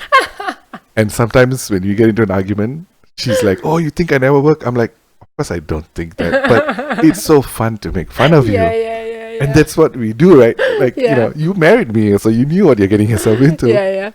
But we are mostly idiots when it comes to stupid jokes. I think, I think guys have that part of the universe cornered lah. Stupid jokes. Yeah. But I mean, to be fair to him, I think I've come to a stage whereby I don't work full day hours anymore. That's by design. Okay. By design, I wanted to shift into hypnotherapy. I mentioned to you earlier. So you're still doing some digital marketing now. So digital marketing is still a full-time day job. Okay. And hypnotherapy on the side. Okay. But also because I wanted to grow the hypnotherapy, I also started bringing people into the roles. So I sub So now I have one full-time employee. Okay, this is for the digital marketing side. Yes. Okay. Yes. So I So do you're have buying more time for. I'm buying more time. Okay, Yeah. okay. Yeah. So I do have more time to do other stuff, and then, you know, I see like coming up, seeing you, and then seeing friends for lunch. To me, it's all networking as Okay. well. Cause Yeah, you never know where it goes, right? yeah, and I mean, I don't go out with the intention to, like with Twitter time. You know, when we were making friends, then there was never an intention to grow a business or whatever. It just Yeah. happened. But what I learned, because when I look back and realize how much that networking has helped me, you have no idea how many clients I got from just meeting I believe people you. Yeah. randomly, right? Yeah. Randomly. Yeah.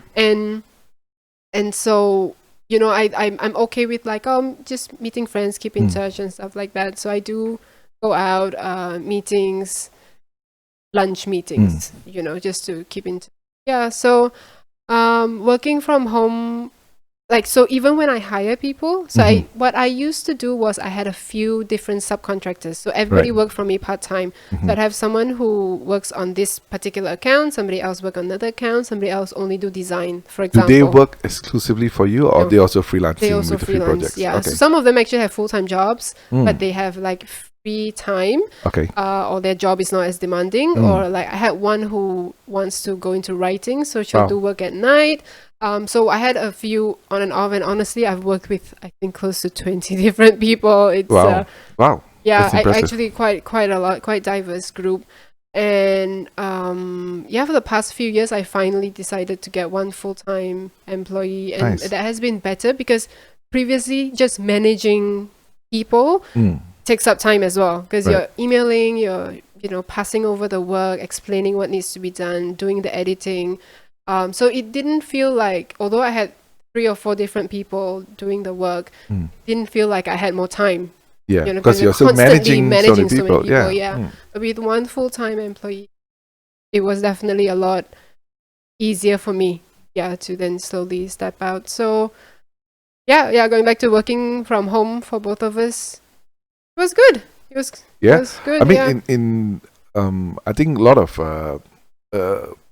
when you talk to people, or at least when I talk to people before the MCO, you know, we all have our preferences in terms of, oh, you know, I have to go to the bar after work, I have to do this, and you know, we all had this must-dos in our life. Oh, if I don't do this on a weekend, if I don't do this every day, oh, you can't just stay at home and stare at your husband or wife the whole day, you go crazy. Yeah. So I think we've all heard this kind of like stereotypes, and this kind of little, you know, we need to do this, we must do that, we must do that. And then the MCO comes in, and then it's like, boom, you got no choice, right? And you realize that you don't actually have to go out every time. It's not so bad. I enjoyed my MCO time, to be honest. Yeah, and I think you know, that kind of blew a lot of things open, in the sense that even, see, like for your, I was saying earlier that for somebody who's freelancing, sometimes it's beneficial not to say too much to the client, right? In the sense that sometimes it's good for the client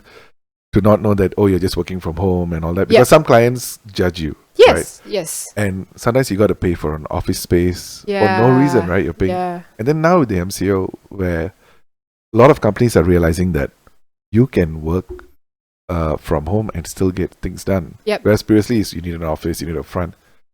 What I'm hoping for is maybe the new normal, even post-vaccine and all that, right? Is that people, especially companies, and people get a lot more comfortable with the idea of people working virtually, where not every business needs an office. Right?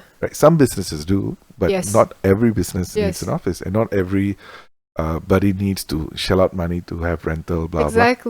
I'm not helping the commercial real estate market, of course, but then I think that kind of frees up people, you know, like even for myself, for my next venture, I'm thinking, how do I design something and do something where I don't need an office? You know, people are hired, don't need to come into office. How can we work remotely effectively? And you know, at the end of the day, we all save money because we're not spending money on travel. You know, we're not coming in, parking, and you know, and unnecessarily time wasted. Just on traveling. To just be like extremely effective. And also, like, throughout the MCO, because my husband then don't go to the office, he eats at home, right? So then he eats healthier food, spend as much on food when he's outside, and because we have a espresso machine at home, so we make coffee at home. But when he's in the office, what happens is he'll have 1 cup of coffee in the morning, goes to work, and then gets a cup in the middle of the day, which would cost like 12 ringgit every day, right? So then, these small things that you take for granted that must be done previously. Yeah. No, and the so upside, much better way. Upside, like you say, is you get to spend the time with people you love, with family or even friends. You get a lot of flexibility. Yes. You don't waste so many hours sitting in a traffic jam. I know this is all foreign to you because you don't.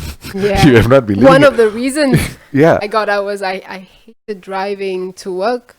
In it's the such traffic. a waste of time. I think there could be a very clear silver lining to all this if we have a new appreciation for how we work. Hopefully, But because the default expectation from any company is you must have an office. Yeah. Oh, where's your office? And Should before be MCO, premium place, right? Before MCO, you say work from home.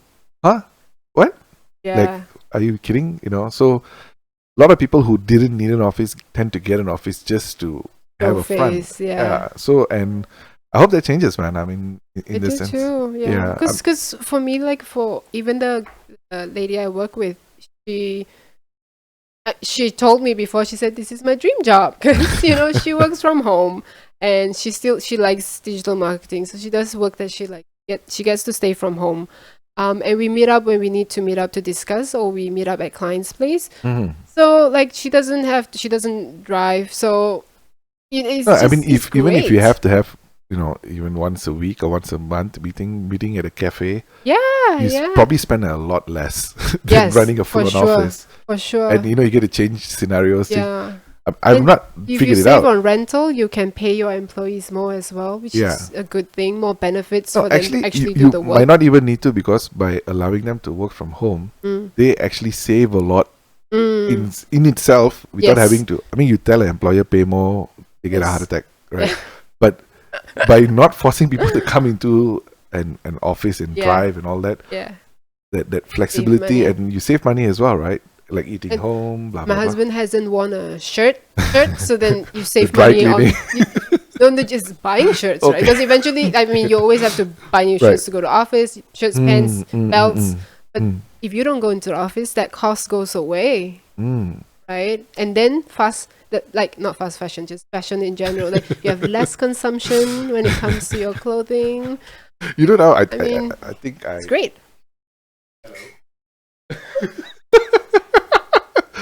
Hello. Did I scare you? But he's so. I guess I was sitting this way. He didn't notice. Yeah, he's very shy. He's very shy with. He just looks at me and like. Yeah, like he just James. Yeah. So James was here for the other day for the podcast, and my son came back.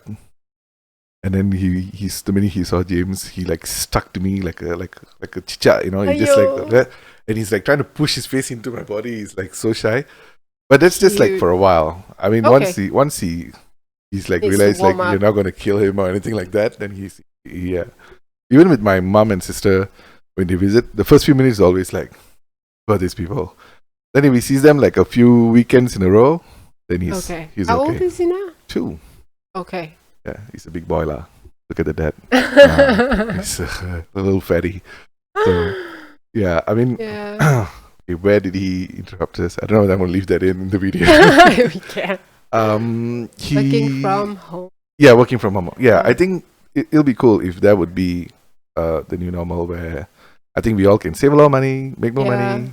Actually, my husband, I don't know if you see on my Facebook, he's been making furniture in his spare time. Yes. So, I mean, honestly, MCO helped. Okay, I am so glad you brought that up, because I've been obsessed with these pieces of furniture where they have like what do you call that, epoxy? Epoxy, yeah. And man, I love the stuff, and I only wish that I had I buy a lot of these tools. I like to do a lot of work. I bought a grinder.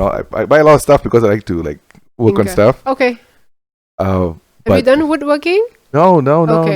I tend to do a lot of stuff related to like the rigs and this and all that, but very functional lah. But I feel the those tables with epoxy are really beautiful. Oh, thank you. I really like it, and I'm like, I even saw I saw online somewhere where they make keyboard wristpads, right? Yeah. Out of wood and acrylic, so it looks like a little Wow. beach, like but it's a wristpad. It's a nice wooden and epoxy. Actually, a lot of wristpads you don't need it to be soft. You just need that where it is not like this hurts. You just need it to be like that. I see. So a lot of them, so a lot of them have like stiff ones. Oh. But the ones I've seen, even the wristpads with like they do with nice wood, walnut, and all that, and then they do the epoxy with blue, and they even have the way of making the waves, the little bubble. They use I think a hairdryer to blow. Man, like so beautiful, right? It's like, very cool. Yeah, and my wife worries because like I see these kind of things and I'm like, I want to buy it and I want it, and these kind of stupid things. I say stupid because for me it serves no purpose, then it looks amazing, right? Yeah. And I appreciate it. Yeah. But there's only a certain amount of these things that you can buy. Yeah. But even the table, I was like considering how can I break this table and have a little epoxy in the middle and light it up and it'll be really cool. Yeah, you could. Yeah, but it's I'll probably do it halfway, screw it up, and then buy a new table.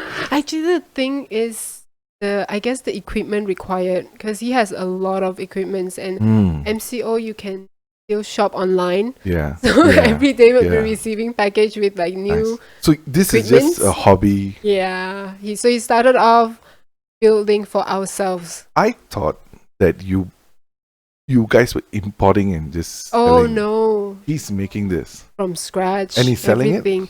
He's starting to. So it wasn't the plan. Okay. The plan, how it first started was because we wanted a coffee table. Mm-hmm. And my dear husband could not decide on the right coffee table. Okay. And if you ask him, he'll tell you a different story. He'll say, I chose a coffee table that cost 5,000 ringgit and he refused to spend so much. That's his version of the story. My version is... Sounds about right. Yeah, my version is, I'm okay with this one, A, B, C, D. And he's like, not nice, not nice, not nice. Okay. Fair enough. So because I think he has an idea in his head how he likes it, and I'm more. I have a few requirements, right? Okay. So I wanted it to be. I want glass and just a few requirements. So he's like, I'm gonna build this one. So he did, which is good. But then since he bought the tools already, and after he made one, he got a bit ambitious and he wanted to build more stuff. So he did, and so he built this TV rack because also we couldn't find one that we liked. One we both couldn't find one that we liked. Nothing was what we wanted. So he built one, and then I started showing the epoxy stuff, and he got interested as well. And you got him onto the epoxy. I think he did as well, because if you follow woodworking, that's the trend. Yeah. Right. So he was into the he told me mid-century modern. Okay. So that was the trend, and then the epoxy was another trend. So he was doing those. Then everybody started commenting about, oh, you should, so nice, you should sell. I would totally buy. People always say that, but then when you actually sell, they don't buy. But people keep saying that, and that made him just think, okay, so what he'll do is he'll build for us. So whatever he builds is for the house anyways. Right. And if somebody wants to buy it, we'll make a new one. So you don't have like cost. Right. But that means he takes it. If somebody wants to buy it, they take yours? No. He'll build one. Okay. Because everything then is customizable, the size, and because he bought the tools already, right? So the cost is there. Yeah. I mean, the only challenge is for somebody who's doing it out of passion is if you're doing it out of it's a little bit like an artist, right? That means you paint something that you like, and suddenly you get idiot customers coming saying like, oh, the blue not quite right, or this like this, and then you're like, yeah, but I built this and I think this is perfect. Take it or leave it, right? Yeah. And for people who tend to build stuff, they tend to have a very short fuse when it comes to, how do I say, customer service. Criticism. Yeah. No, in the sense that because a customer can be an asshole. Yeah. Right. And not all customers are like that. But you will get some asshole customers who come in. And then, if he's just not doing it for the money, he's just doing it for the passion, right? He's just going to tell the person, take a hike, man. I don't want to see your face, right? Like, I don't want to sell it to you. And that's when the crisis of, oh, people are idiots. Yeah. I don't want to sell this, right? I did tell him there's a risk. Like if you turn this into a full-blown business, you might not enjoy it anymore. Yeah. The risk is always there. Yeah. But for now, it's a MCO project. We'll see Yeah, where no, it goes. I think it's super cool. I have not come across anybody locally doing it. So knowing that somebody does it, There yes. are, but they're just like they are all that furniture companies. So Okay. they're quite But expensive. not the epoxy stuff, right? I mean, I have not seen that though. There are? There are. Yeah? There are. Oh. There are. Yeah. But like ridiculously priced, I imagine. I would think so. I never really checked the price, but if I can say so, not being biased, because when my husband builds, he builds it firstly for us, right? So his workmanship is really good. Like he's very clear about, and he explains it to me because I asked him, why do you have to keep, pouring? So Yeah. he'll pour one layer and he'll wait for it to Yeah. dry, come down again, pour again, and he'll make sure there's no bubbles. Mm. But then, so because he explained it to me, I know what he did. And then when I saw someone else selling and I took a look and I was like, ooh, bubbles. Yeah. Like, Because you just dumped it in, right? Yeah, they didn't take as Yeah. much care. Yeah. I guess it's the difference. And then like the cracks and like I never paid as much attention, I guess, to furniture in the previously. And then because I saw what he did and when he explained why he does what he does, and then now when I see another piece of furniture, I can pick out like, this one. Yeah. I'm Yeah. definitely gonna try and do that at some point. Yeah. But just for like the fun of it. Yeah. Come borrow some tools if you want, because the tools aren't cheap. You do not want to invite a person like me who probably might take you up on that offer. Come. And then he'll be like, hey, where's all the tools that this guy took? I saw that, and I think, thanks for bringing it up. I think I almost forgot. And man, but I think that I think we've been talking for a long time now. But I think one of the things that I actually wanted to ask you before we have to leave is actually this: what you're working on now, hypnotherapy. I think that's like cool stuff, but worrying stuff at the same time. Worrying. I because you Tell me hear. what you think once you hear that word. What's the first thought?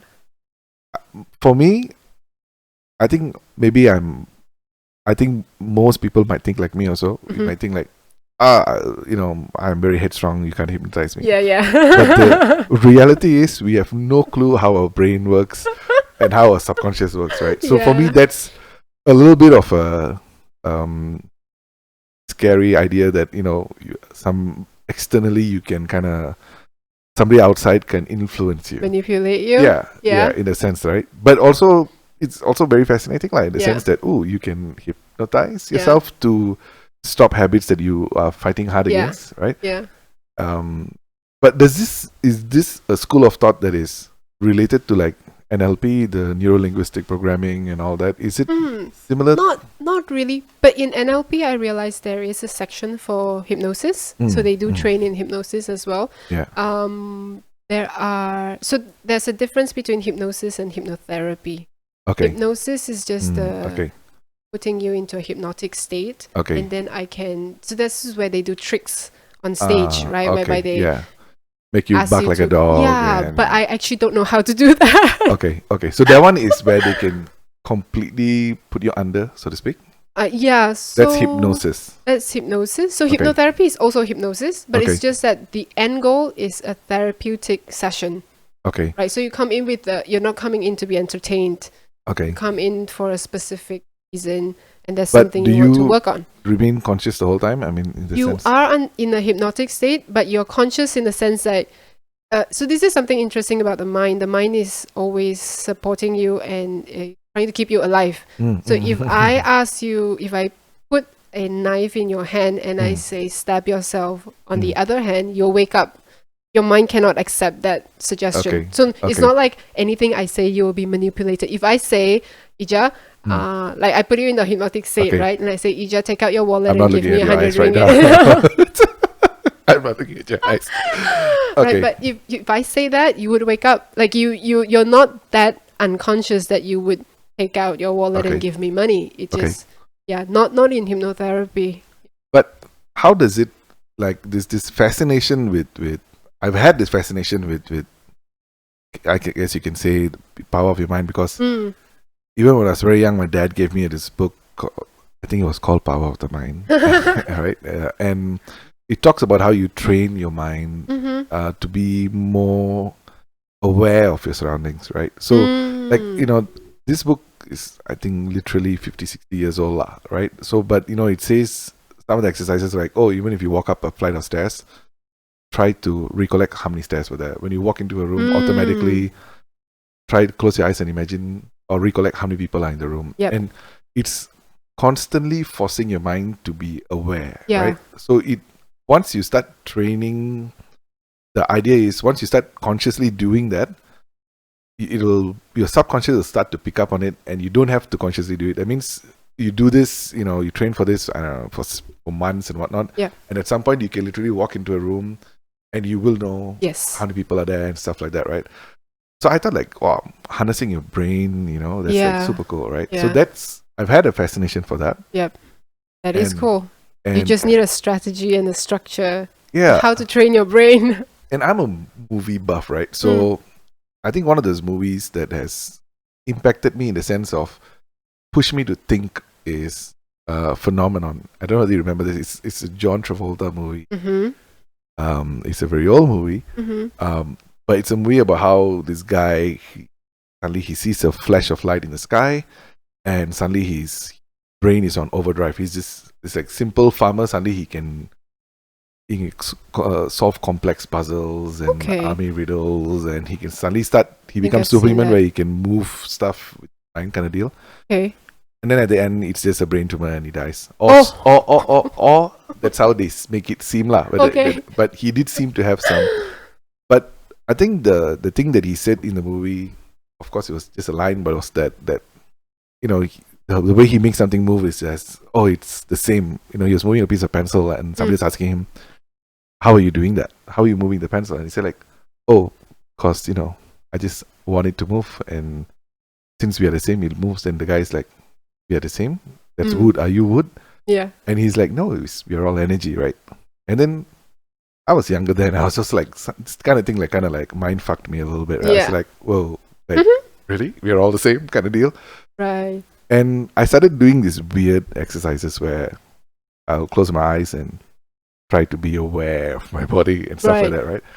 And I think anybody who has tried that will have some very freaky things, because I think if anybody wants to try it, even you see, close your eyes, and if you can spend like 10-15 minutes alone in a dark room, close your eyes, and you ask yourself to feel the blood vessels in your head. Yeah.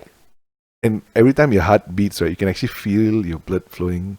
Yes. And it's weird because suddenly you can suddenly feel the waves of blood like pumping to your brain, all that. Yeah. And I'm like, whoa, like, okay, am I going to become superhuman or something? And then I think I watched like Inception, and that fucked a lot of people's minds up as well. But that kind of got me looking at meditation and stuff like that, right? You try? You meditate? I've not consistently, but I've tried. I think the one that I've tried most recently was TM, Transcendental Meditation. Okay. Locally with someone or no, online? Locally with myself. Okay. I'm a YouTube buff, right? So I just go like, how do you TM? And there's no guideline. There's this one, I think, Aussie guy who's like, screw the world, I'm going to tell you how to do it. Right. It's all bullshit, blah, blah, blah, and all that. So I just kind of get a feel of it. And I don't know whether I've successfully done it. So that's why I feel maybe you need to do it with someone to kind of get a feel of if you're doing it right. I don't know. It's not know. Doing it right. See. If you're doing it, you're doing it right. Yeah. So like I feel at some points like I get very loopy at the beginning when I'm trying to get into that. Good. So I like suddenly there's a lot. The only way I can explain it is a lot of visions or like dreams. It's almost like dreams, but it's like many dreams coming in at like same time back to back. Okay. Right. So and before I get into that state of disappearing into nothingness lah, right? Okay. I don't know, because I say that because when I try to get into the state, I get weird dreams, so many weird dreams, and suddenly there's nothing, and then I look at my my timer, and I'm like, oh, it's 2 hours later. I'm like, oh, I'm like, oh, Wow. what happened to the 2 hours? So I tend to do this when my wife and son has gone to bed, Right. and it's like midnight, everything's quiet. Yep. So I tend to do it in this room. Yep. So I don't know whether I feel better or not, but I know Okay. there was a weird state of mind that I got into. But from what I read, they say you got to, it helps you do it twice a day, morning, evening. I've not done it consistently to say that Yes, I help or feel not. the Okay. effects of it, but I've tasted that weird loopy feeling. That's good, right? It's cool because I think the mind is very fascinating, but Yeah. it's such an unknown for me. Mm. So how does that compare to like the things that you're doing with hypnotherapy Right. and all that? Do you meditate? Do you meditate? Yes. What- Yes. And is there a specific type of meditation No. that No, I do. I've tried so many different types. Okay. So I do different ones at different times depending on what I want. okay? And I'm also doing a yoga teacher training now. So I do Okay. want to train and do meditation training. So the difference I could tell you between the two is meditation is more about there's no guide, there's nowhere to go, Okay. right? So when you're meditating, you want to explore, let's say, you breathe and Mm. down, and the goal isn't. Sometimes people think that the goal is to be nothing, see nothing, do nothing, which is pretty much impossible. Right. So you can allow the thoughts to come, and then you can, without judging the thoughts, have like an insight on what is your mind thinking, and then I think people like Steve Jobs, they would use that time to solve a problem. So they would think Okay. of a problem and then meditate and then sort of see what comes up to solve the problem. And I Okay. think they were saying people like Einstein or one of those, they were doing this Well. as well. And then there's the guided visualization whereby you kind of think about what you want to achieve and then you meditate. So you go into that state, that alpha state, and then you visualize what you want in the future. Okay. So that's like that's an end goal, right? What happens there, though? I mean, in the sense that. So okay, so when you're dreaming, you imagine things to be real, right? And you can feel it in your body, Right. feeling that is real. When you do a creative visualization like that, your mind thought you have it already. Okay. So then your mind has. So you gotta feel. Like I said, you wanted a car, so you can start visualizing driving the car. How does it feel holding the steering wheel? Opening the handle, stepping out of the car. How does it feel looking at the car? So you Then kind of everything get a. feels really real. I think after watching Inception, right? So I guess I didn't know what it was called, but I was trying to do this where, in a Lucid way, dreaming. no, not what they were doing. Which Okay. is bullshit. Of course, we know what they were doing is bullshit, but I think the idea No, of but lucid dreaming is a big Being- sect as well. Like a like- lot of people practice it. does lucid dreaming mean that you're aware that you're dreaming? Yes. Okay, so then yes. Okay, so I tried doing that, like, Yeah. and I was very successful at doing it because I was obsessed with it, right? So I was very successful as like, I'm gonna dream about this, I'm gonna dream about this, and I'm just telling myself, dream about this. You're gonna be dreaming. This is a dream. I'm gonna dream about this, right? Wow. And you slip into a dream, and I'm dreaming, and suddenly, like some part of the dream, I'm like, oh, this is a dream. Yeah. I'm dreaming, and suddenly you can do kind of anything, kind of deal. Yeah. And then one of the hardest thing I've done in the dream, and I swear to you, I'm not on drugs or anything, right? So you take from this what you can, right? Is forcing myself to fly in the dream. Like, Right. Like literally, like how do you take off like Superman or whatever, right? So it takes some effort, but you tend to fly. Then I'm like, oh, is this a superpower or am I just imagining, right? Yeah. So I'm like, okay, I want to fly to my school or go over my this and that. And I kind of can. Okay. I'm like, oh, if I'm really, if this is something magical, I should be able to go somewhere I've never been. Like, can I fly to Paris? Never been to Paris and whatnot. Yeah. And the minute I want to go somewhere that I've never been, I wake up. It doesn't, or my imagination is so sadly weird that can't even put up a bullshit Paris for Right. me based on all the movies I've seen. Yeah. Right?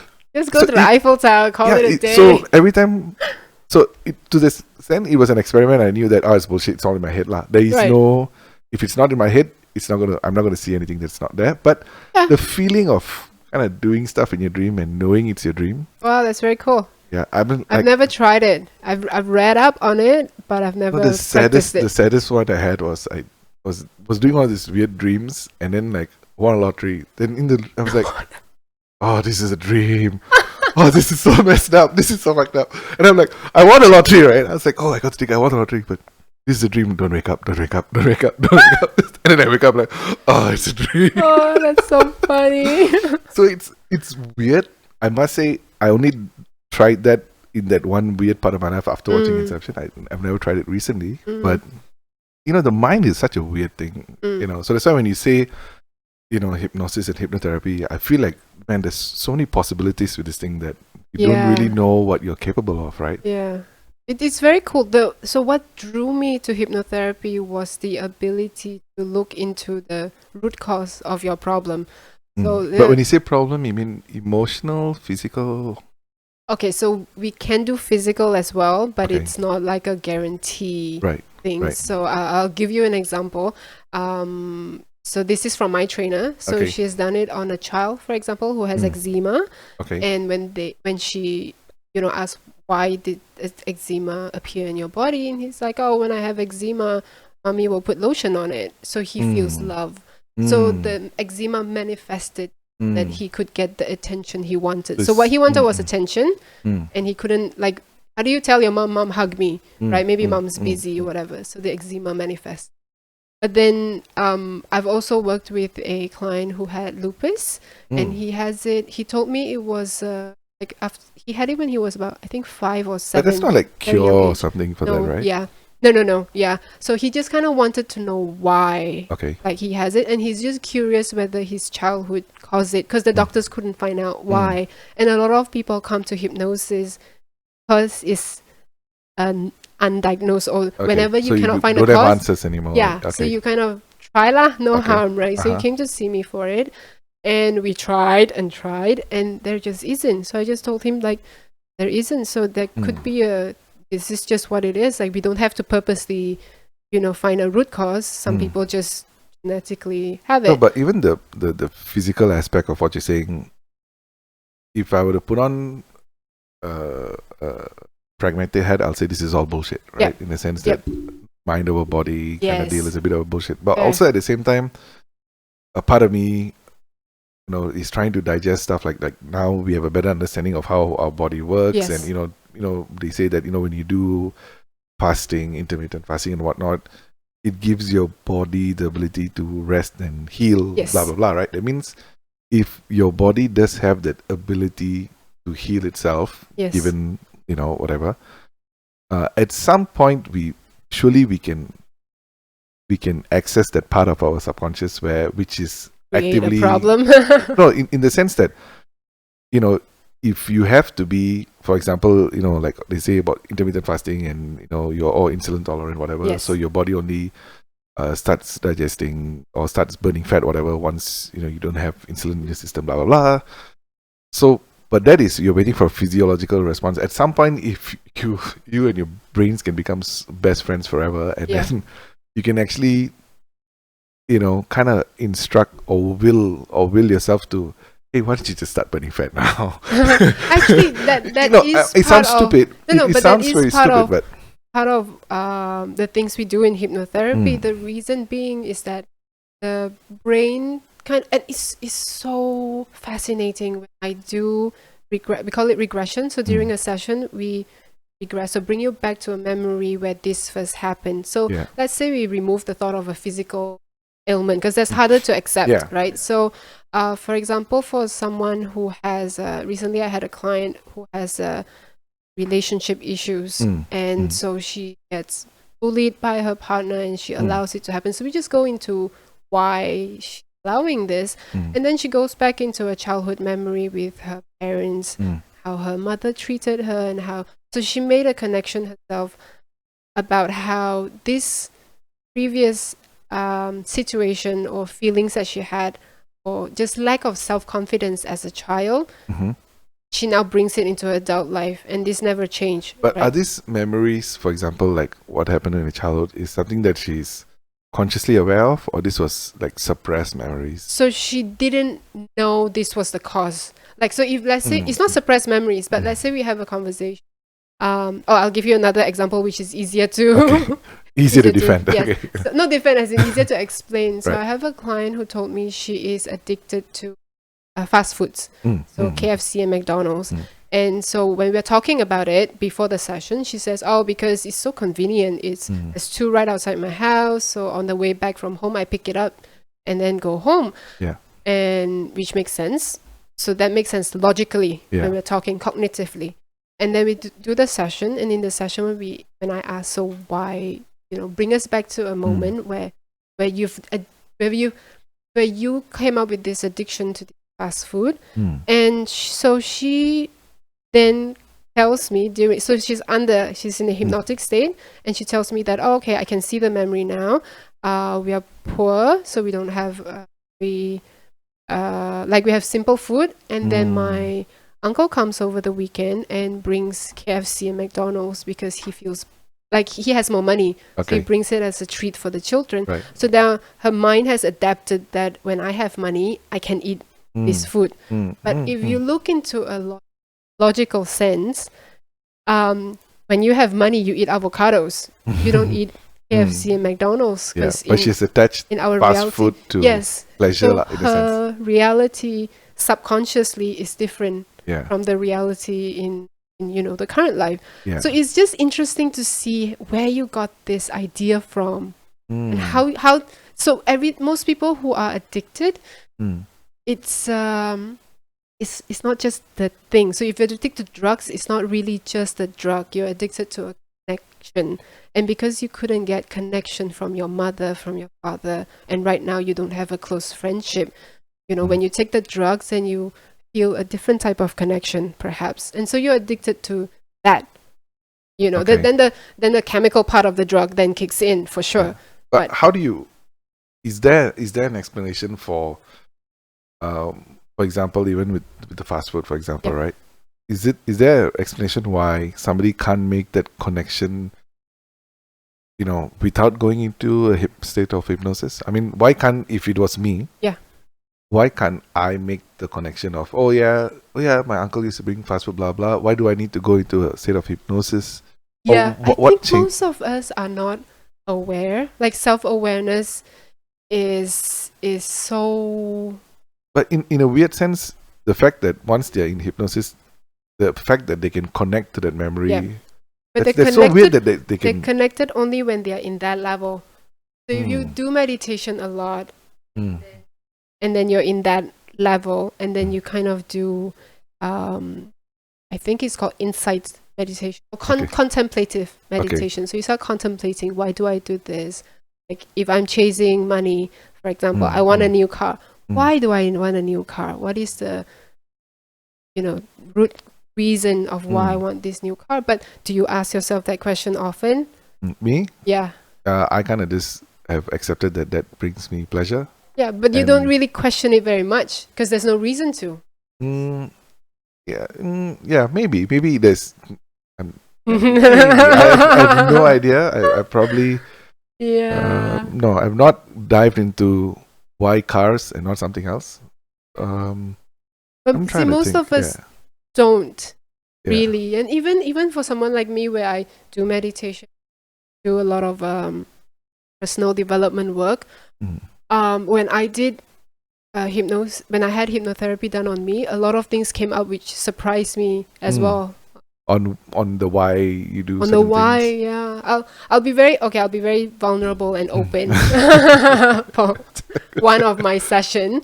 So I had a book deal, which I signed a contract, publishing book deal. And I finished writing the introduction chapter, sent it to the publisher, and she sent a very supportive response. Like she said, "This is great. I like how you write. It's easy to read. Please keep going." And then I haven't written a word since for the next 2 years, right? Oh, wow. And so it's so weird because you've signed a contract, so that person will publish it. There's no cost on me except for writing. I've written a first chapter, and it was good to go. So what is making me so hesitant? Yeah. So then I did a session, and the thing that came up was so there were a few memories that come up, and we tie the memory together. And when I tie the memory up, it was when I was a child. I was dismissed a lot because I wasn't top, I wasn't bottom. Mm. So then I wasn't so bottom that the teachers had to take care of me, but I wasn't at the top that I wasn't the teacher's pet. Okay. Right? So then, and then I remembered when I get good results, I come home and you know how Asian parents are, right? Oh, if it's 96, why isn't it 100, right? So you're never good enough. Okay. Right? And then it was so interesting. So my hypnotherapist then asked me, so make the connection. So you saw the memories and then now you couldn't finish this book. Why is it? What's the connection? And I'm like, what's the point? And it was so, like, it just clicked. It's like, what's the point? I worked so hard, but I never get the recognition when I was young, right? So in my mind, like, I work so hard. So if I write a great book, what's the point? Like, so what? And it was just fascinating. I think, yeah. I would never have made that connection, Yeah. you know, because I keep thinking, why don't I just keep writing? Like, I think, yeah, it's sounding to me like, you know, hypnosis or even that deep state of clarity and whatnot is, it kind of takes off, maybe it removes all our inhibitions and our preconceptions, because like now hearing you say that, right, and even I think my wife has asked me a few things that, there's some projects that I'm really passionate about, and then but I don't act on it, and then she has like, why aren't you acting on it, right? And then I ask myself why, and sometimes it's very hard to face the fact on the why, like why you're not doing something. It makes all the sense in the world to do it, but I think but I think I hear what you're saying in the sense that you know, it could be a lot of things in the sense, in your, you know, if in your case it was that you feel that it doesn't matter, right, whatever but the evidence doesn't show that it doesn't matter, but just you feel that, like, so even in my case I feel like, oh man, I've worked on projects before, didn't turn out, this might not turn out, right? And I feel maybe sometimes it's maybe having it as a cool idea still leaves it as a potential great things, better than doing it and it's just a failure, right? I mean, but it's so hard to kind of accept that. Our brain tries to protect us from pain. So if you have had failed projects and you felt badly, and then your brain remembers that feeling and it's just like, okay, I'll make sure he doesn't feel this way again, because it feels so awful. So the next time you have an idea, it's like, oh, the last time you had an idea, it turned out you feel this way, I will make sure we don't go there anymore. And it just keeps doing that. Yeah, okay, so in that sense I think there is some kind of self-reflection that I do, but like I do it a bit in a lazy way, in a sense I tell my wife, like, you know, I know what's going on, you know, it's not easy what I'm going through, I need to reconcile. I keep telling her, let me reconcile, let me deal with it in my own time, but not understanding it, you know, like for you, that when you made the connection was a lot more direct. But put it this way, like, you can do it yourself for sure with meditation and then journaling, then just keep doing it, but then with the hypnosis session you do it in one go. Shortcut. It's kind of like a shortcut, but then also, you know, keep in mind that it's effort on your end as well, because like as a hypnotherapist I only guide, but I don't do any of the work. So if you really don't want to do it, it's not going to work as well, right? If I'm like, oh, this is bullshit, it's not going to work, I don't care, and if you really, really don't want to make it work, it's not going to work. Very interesting. How would you, you know, for if someone is listening, and I'm asking for myself as well, in the sense that why should someone meditate? In the sense that, do you have, I've heard people say, oh, they need to meditate, it replenishes them, blah blah blah. I've tried it, although I will say I've tried it very lazily and not consistent enough to, so, but I have not seen results as such. So but then I know I didn't put in the effort, right? So for someone like you who's kind of tried many things, right, why would you recommend somebody meditate? And what can they look forward to when they start successfully doing it correctly? See, I think the reason someone does something like meditation and also hypnosis is it's because you have an issue to deal with, right? So if you find that my life is great, you know, like, then why would you look for things to fix. It's nothing to work on. Right. For me, I had a great deal of stress. Mm. And I think this is the part where people assume that, oh, you know, you're so carefree. I have had it a lot. People think I'm very cheerful because when we meet up, in all the tweet ups, they're like, yeah, it's all "Hey, fun and friends, I'm games all and laughs. yeah." Yeah. But then when you go home and you're in your own thoughts, right?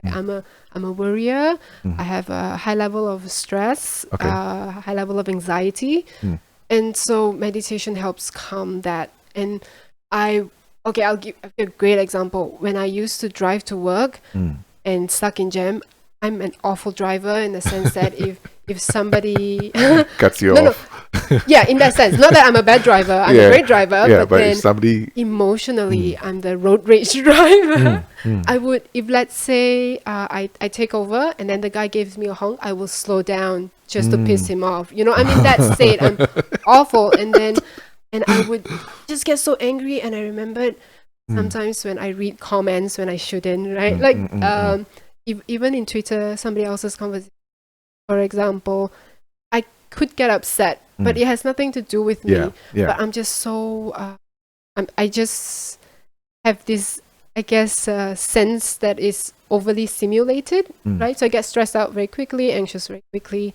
And meditation has helped calm me down so much. Like right now, if I'm in the traffic, I can tell myself, okay, you know, it'll take a while longer, but nobody's gonna die, everything is gonna be okay. And it has given me that ability to actually say that to myself, which previously I wouldn't be able to. I would just go into rage immediately, right? Like, I can't imagine you raging. oh, We've not worked together, so I guess that's why we're still friends. Yeah, I'm going to rage. I mean, listening to what you're saying, right? I think the closest that I've come to something like that is probably the high I feel after exercising. Like I've had instances when, you know, like driving to the gym, I feel like lousy and annoyed by everything, blah blah. And suddenly, after I'm done at the gym, I'm driving home and I'm like whistling and trying to sing along the radio and stuff. And I'm like, then I catch myself. I'm like, oh, I wasn't very happy going to the gym. Yeah. Why am I so happy now? And there's nothing happened. Like there was no some great news from anywhere. Yeah. You know that they say it's the endorphin rush from working out and whatnot. So yes. Is that what you think? Is there a similar? Is does meditation kind of trigger that kind of? The research says so. It has endorphin. So I think that's the same rush with exercise, post-exercise, hormone release. Did you say sexercise? Exercise. Okay. You know it's recorded. We can pretty sure I didn't, but yeah, let's check but later. It works both ways. It's still exercise. Okay, so okay. I think maybe I should give meditation a little. Yeah. I've been trying it the last couple of weeks and all, but it's hard to see the clear results if it's sporadic. You kind of need. Yeah. Practice. It's like on my to-do list. It's like number 1 TM. See, it's like on my to-do list. Like, oh man, you gotta do this, right? Yeah. But then they also try those apps. Like Headspace has a very good 10-day program. I think it's first 10 days for free, and it's only about 10 minutes. Okay. And you get a take. And then what I find with meditation, especially for people starting out, because I actually have a group of friends that we started a WhatsApp group together, and then we meditate together every day. After meditation, the minute you say that, I just imagine the whole group is like just every we actually do mantra meditation, but it's only 10 minutes, so then it's manageable. Because but the group is for you all to like kind of encourage each other and remind yourself to. Yes. Okay. Yeah. So there's a like I will share the meditation audio, and then everyone meditate together, and then we have journaling prompts. So you can choose to share what you've journaled, or you don't have to. Okay. But most of them are quite open. So then, because it helps when you share your journal, then everybody sort of learn from each other, kind of thing. So it was. I think in a very conceptual way, I think if we all can kind of share our journals with everybody else, it will make the whole world a less shittier place, right? Because I think a lot of it is just assumption, preconceptions, and we are trying to protect ourselves, and we have all this so-called walls, and dare I say, shot down for this. Dare I say, if Israel and Palestine can learn to journal with each other, and and realize that they are both wanting the very The same same things, thing, yeah. except there's some Yeah. stupid ideological idiots wanting the agenda to be pushed on both sides. Yeah. And yeah, I do feel we being open is the answer to everything. Whether you're right or wrong, being open solves a lot of. Solves more for sure, yeah. And- Because understanding. Yeah, and I think brings a lot in of your peace, I case, think. meditation, hypnotherapy, hypnosis, being open with yourself, kind of accepting who you are. Yeah. That Oh man, that's like takes effort as we well. are talking next level. Yeah, but okay, I'm gonna give this a try. Yeah. I will definitely ping you if like, hey man, I can't get into the state of mind.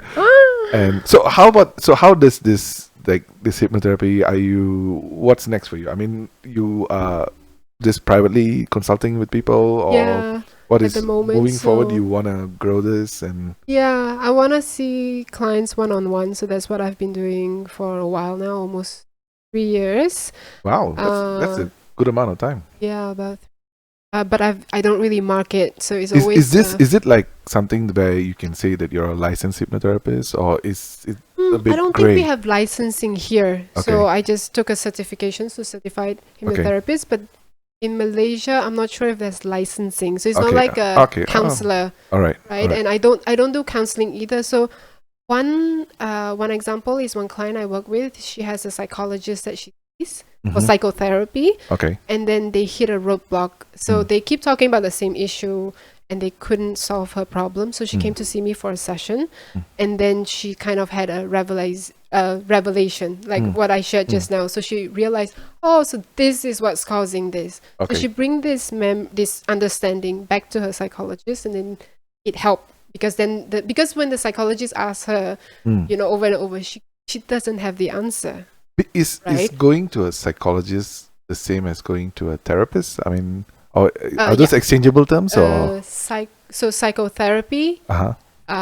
So psychologists could be someone who does research, for example, but they don't do therapy. Okay. Psychotherapy means you It's go in more for a talk applied. therapy. It's a more applied version of Yeah. okay.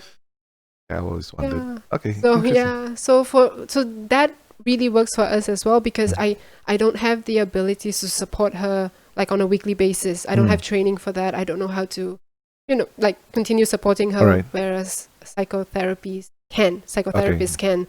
And so she's this particular client has seen me twice on two different issues. So she has a block, and then she couldn't solve it. She come and see me, and then she brings back her understanding back to her therapist, and then they continue her. So moving therapy. forward, what do you see yourself? Because I think definitely the MCO is going to cause a lot of emotional stress on a lot of people. I mean, Yeah, I've heard. So I'm coming up with, because coming over to see me is per session will take about 3 to 4 hours as well. It's Wow, quite long. that's significant. Yeah, it's quite almost long. as long as our Yeah, sessions. it's actually quite long, and it's taxing for both. Okay. Because during the session I It's talk a lot. emotionally draining for both Yes, parties. Like, okay, it I is, imagine. yeah. And then after that, there's like a 7-day support as well. We'll keep in touch. I'll give exercises, journaling prompts. But I want to work on something more easily accessible for people. And so I'm thinking about 7-day programs, 14-day programs, 21-day programs like this available now in the market? They are, but Okay. most of them are meditation programs. Okay. So you can see a lot of, like, Deepak Chopra has a 21-day Right. meditation. Okay. There's a lot of those. But I realize what is not so, or maybe I haven't come across, Okay. right, are combination. So I'm doing combination of meditation plus hypnosis plus journaling. And so Okay. these are things that has helped me a lot. And I'm sort of combining everything in one. Okay. Because if you do hypnotherapy alone, so you found out the cause and all that, and then we do a session, on the same session after we find out the reason, we kind of sort of do a transformation. So we kind of let go of the past, we look into the future. This is what we want in the future. So this all happens in one session. But then if you've had 20 years of trauma that you carry with you, and then one 3-hour, 4-hour session isn't going to just make that disappear. And so for the client, you got to take on that responsibility as well, that, I've come here, I found out the cause. I've got some tips on how to transform. Then you got to continue your your healing process. And when do Right. you think when do you think you'll have that program out for people to try out and stuff? When I figured out how to do audio recording properly. Which we spent a lot of time talking. I'm not an expert, Yeah. but let me see whether I'll check on some software that I think might help you. Thank you. Yeah. And maybe once you have that out, I can get you back on and maybe have a free session here. Oh, that would be nice. I don't know whether I'll be ready to get hypnotized or hypnotized. Oh, man, yeah, and Yeah. especially if my wife's around, I don't trust my wife to not influence me in any particular way. I know it's been a long one, but thank you very much for Thanks for coming having over and me. doing this. I think Yeah. it's been. I think there's still things that I might want to kind of explore, but probably we'll do it another time. Mhm. Yeah, because I have a lot of questions on where you seem to be focusing on hypnotherapy and all that. But maybe we'll save that for another day. Yeah. Almost time for dinner. Yeah. Yes, and my son's waiting for me outside. Yeah. All right, thank you very much for doing this, Thanks for having me. and good luck on the launching of the program. Thank you. All right.